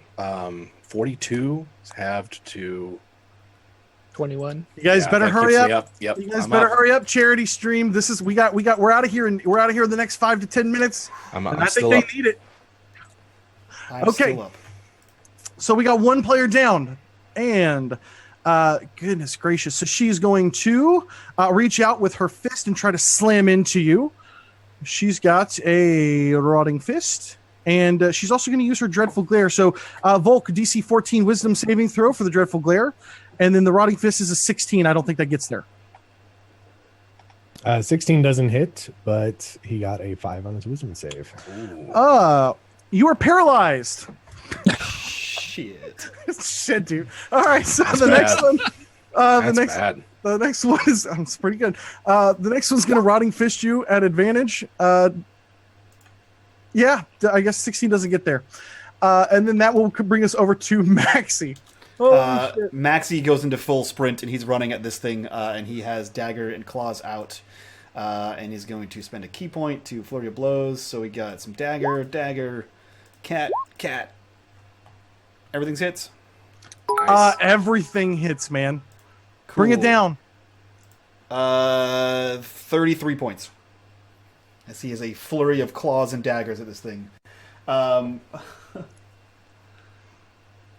don't. Do we got some help on the way? That brings us over to Yabo.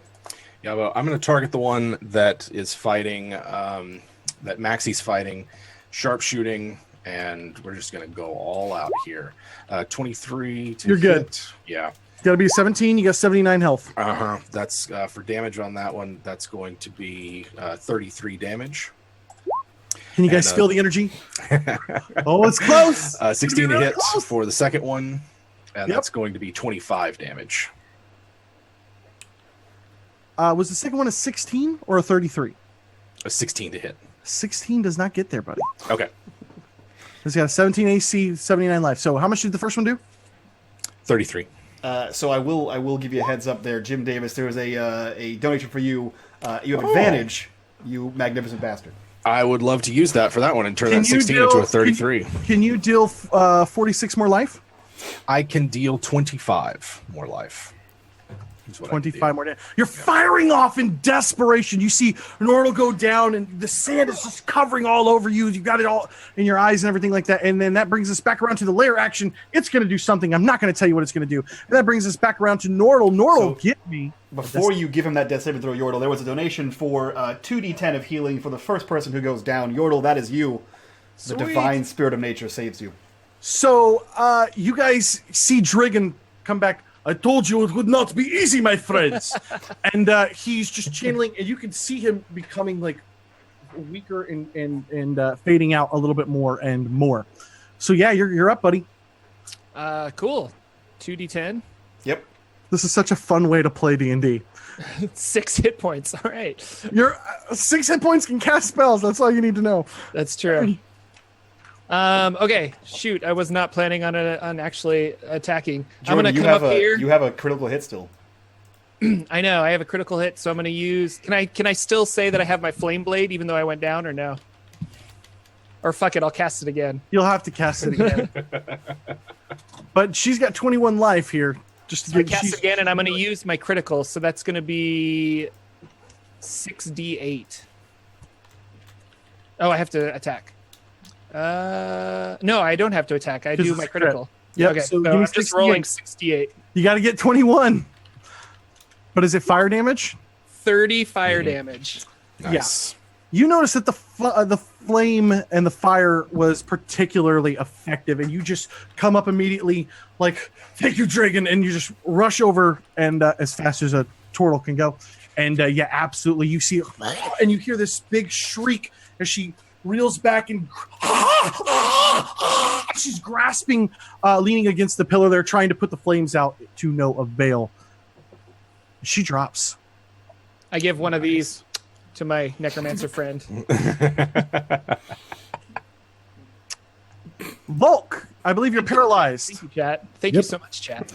The mummy is going to turn and shriek back over here. What do they have left? They have Phantasmal Killer, of course.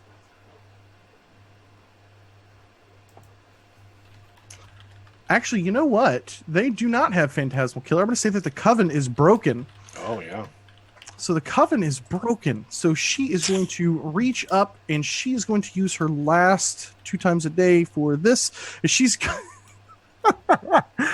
she is going to Cone of Sand you guys over here. She has it too. So we got yeah, go ahead and give me saves here. Constitution? Please. 19. For who exactly? For you two. For you two, buddy. Everyone in this line? Nordahl and Maxi. Oh, Thanks. not even me. My bad. 43. 16?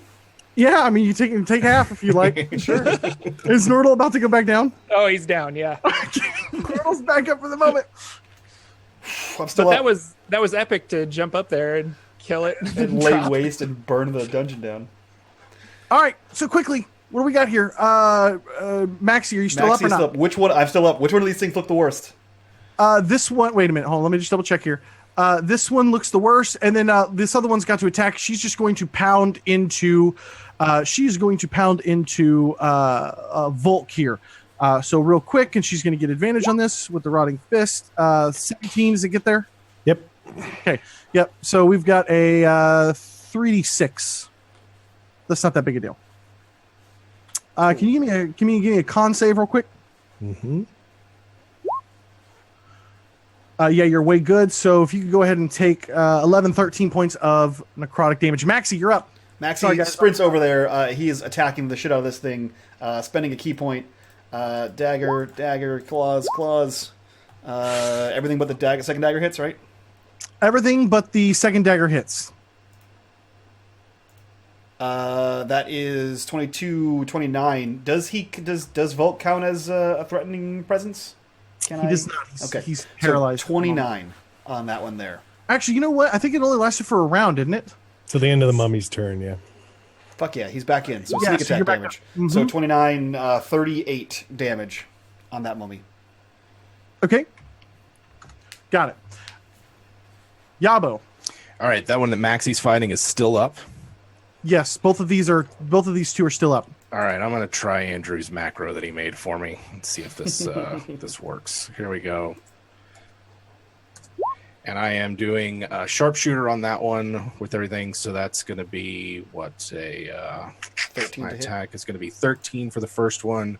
Miss. Miss, and then my second attack then is a 29, It hits. and that's going to be, well, I guess I should have done 29 damage. Okay, and is it on the one on Maxi or the one on Yes. the other one? The one on Maxi. You drop it. Yes. Nice. And then I'm going to, you know what? Let's just go all in. I'm going to use my move to move up here. We die together. Okay, so this is what's going to happen. The layer is going to go, and I need the three of you guys to make Constitution saving. Excuse me, no, that's not correct. Give me Constitution saving throws, DC 15, please. Cool. And as the lair moves, someone donates $20 to 4 heals for the PCs as needed. So everyone heals 1d10. This is ridiculous. Dragon is a beast. I failed. Can I heal? They do not want me to action? kill you guys. All right, so I need you guys. Let me know. Did you all fail? I failed. All of Yeah, you I failed. failed. Okay, Yeah, great. yeah. I'm so happy. So 30 feet, 30 feet, 30 feet. All of you are flung back 30 feet and are going to take 3d6. Each of you are going to take 15 points of damage. I am down. Yeah, I'm Max not did not unconscious. get back up. And then after that, that is going to be Nordahl's turn, who's miraculously back up from Dragon, who is channeling all of his energy into keeping you guys up. That's His amazing. necrotic, vampiric energy. Maxi, you just went down? Yes, Maxi's down. All right, let's cure wounds, Maxi. Deal. And I have a new 5th level spell slot thanks to our friend. Give it to me. 32. I am back. Rise from your grave. Can't take these 9 lives. I'm back. Yeah. Sweet. Maxie begins to get back up. And then I'm going to get out of the way so we get out of these glares and stuff. I'm going to go hide over here. All right. That brings us over to Volk. Ah! Nice. He's going to charge right back towards the mummy and recklessly bring his great maul to bear. That is 2 crits. So that's 60, 80 damage. I wish I had a smite still. Oh man, that'd be great. Let's just pretend I did. That's not how that works. 114 damage. He's just How much using damage his total, Andrew? bonus, his reaction dodge. 80. You did 80 damage? Yeah. 2 crits. Beautiful. The mummy is going to take a step here, and she's going to try to kill all of the rest of you here. 30. I can go 30. What if I can help it? Oh, God damn it. I'm going to use my crits. I'm going to use my crit to deal max damage to all of you. If you guys could please make a Constitution saving throw for 64 bludgeoning damage of her cone of sand attack. Did I get the party? 64 on my crit, buddy.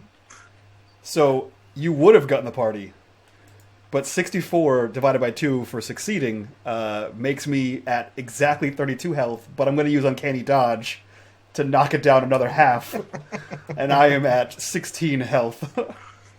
Nordahl, are you down? Save us, Maxie. I'm down, Save yeah. us. Volk, are you down? Volk, are you Volk down, is buddy? barely scratched. And Maxie, are you down? Nope, Or you're I'm at 16. Yabo, are you down? Yalbo was already down, so he takes a failed death save from taking damage while unconscious. I'm going to say you take 2 Okay. because it was max It was a damage. crit, yeah. And that brings us to Maxie.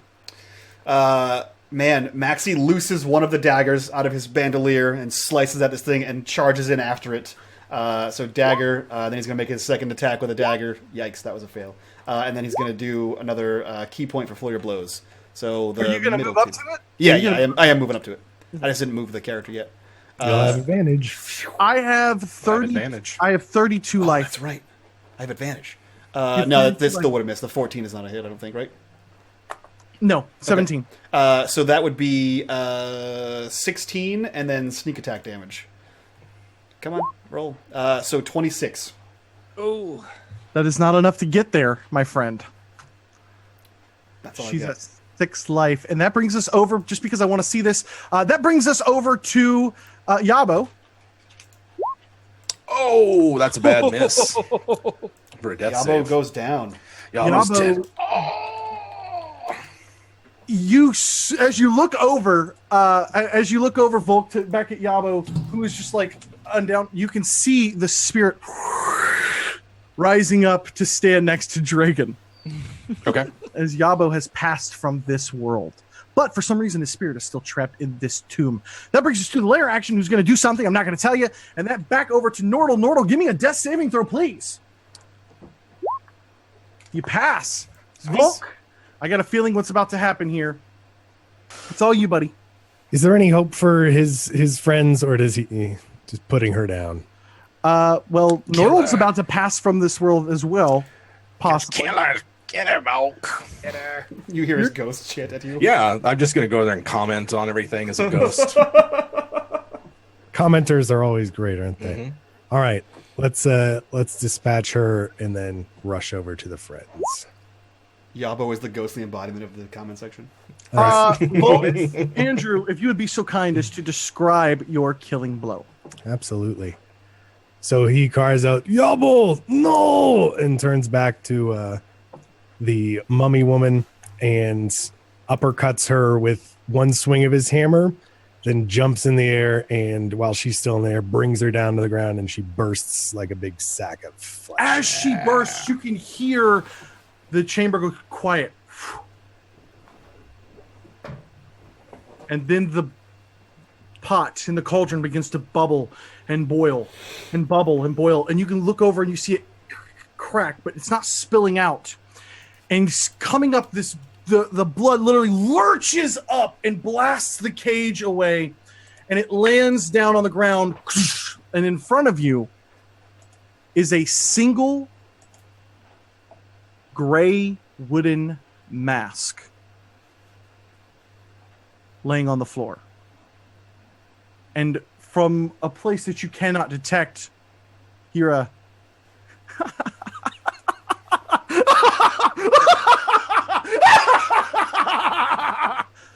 and that is where we will end this stream. This madness. Fantastic game. Cody, thank you for running it. Guys, thank you for playing in this. Chat, thank you for being complete, insane people. Chat, thank you. And donating. Guys, we have crushed our goal. We're currently sitting at $470. That is almost double. So we're definitely going to double that today. Let's go around to our introductions and then get ready for the next game. So, Cody, who are you? What are you doing here? And what did you think of this game? Well, I'll keep it short. I'm Cody. My channel is Taking20. I'm also the creator and producer for Save or Die. Some of you guys may notice some of the people here. I am thrilled to announce for the very first time in secret that every single person in this game is either a former member of Save or Dice, a current member of Save or Dice, or a new member of Save or Dice. Every single person in this game. So, we have more details to come on that soon, but not yet. I'll leave you guys with that. I love this game. I thought it was a lot of fun. I loved how you guys handled all the challenges. Particularly the social challenge was a lot of fun for me. So I hope that you guys enjoyed a good old-fashioned puzzle dungeon, which I brought to you guys tonight. So I hope you guys enjoyed the custom encounters. Mix things up. Hell yeah. We'll jump over to Andrew, the hero of tonight's episode, or today's episode. Andrew, who are you? What are you doing here? And what did you think of today's episode? Hi, I'm Andrew Armstrong. I do DawnforgedCast. This is Huckle's Butt. And I'm really enjoyed this session. I really like playing with all these fantastic gentlemen. Cody did a great job running the game and creating the dungeon, PowerMancerStudios.com. And I will be doing, Ask a DM in just a couple hours, our long-running Q&A show. But charity is good too. So I'm conflicted. Help the kids or help myself. But I can help you. We can have both streams open. There you go. Thanks, everybody. Perfect. Jim, who are you? What are you doing here? And what do you think of today's episode? So, Jim Davis here, WebDM, of course, and co-host of WebDM. And I thought it's great. It's fun to just sort of cut loose and have a fun, romping adventure. I think Yabo's probably going to be okay, even if he's a ghost. We got a druid in the party. He could be resurrected or reincarnated or something. Who knows what he might come back as, a crazy sort of whatever. But it's great. Looking forward to whatever Cody's got cooking up for Saber Dice here pretty soon. I think I might know, but we got to keep a hush-hush about it. So thanks for joining us. Thanks for helping us blow past this goal for good charity. And as always, had a great time. Hell yeah. And Jordan, my personal savior of this game and a fellow cast member on the new Saber Dice show. Who are you? What are you doing here? And what did you think of today's episode? I'm Jordan with a silent PH in the middle, and I run Forgotten Realms Explained. You can find us on YouTube. And I had a great time. This was so much fun. And I like just the epic resurrections of getting the 1 or the 6 hit points to run up and do some extra damage and stuff. It was lots of fun. So happy to keep you alive. Fantastic. All right, guys, that is it for this one shot. Stick around. We're currently sitting at like 83 viewers. If we hit 100, or 93? 93 viewers. If we hit 100, the guy in the next stream, the creator of City of Mist, will donate $100 to the charity. So stick around for that. And we'll be right back after a short break. So, guys, thank you for being here. Bye-bye. We love you, Mike. Take care, buddy. Sweet.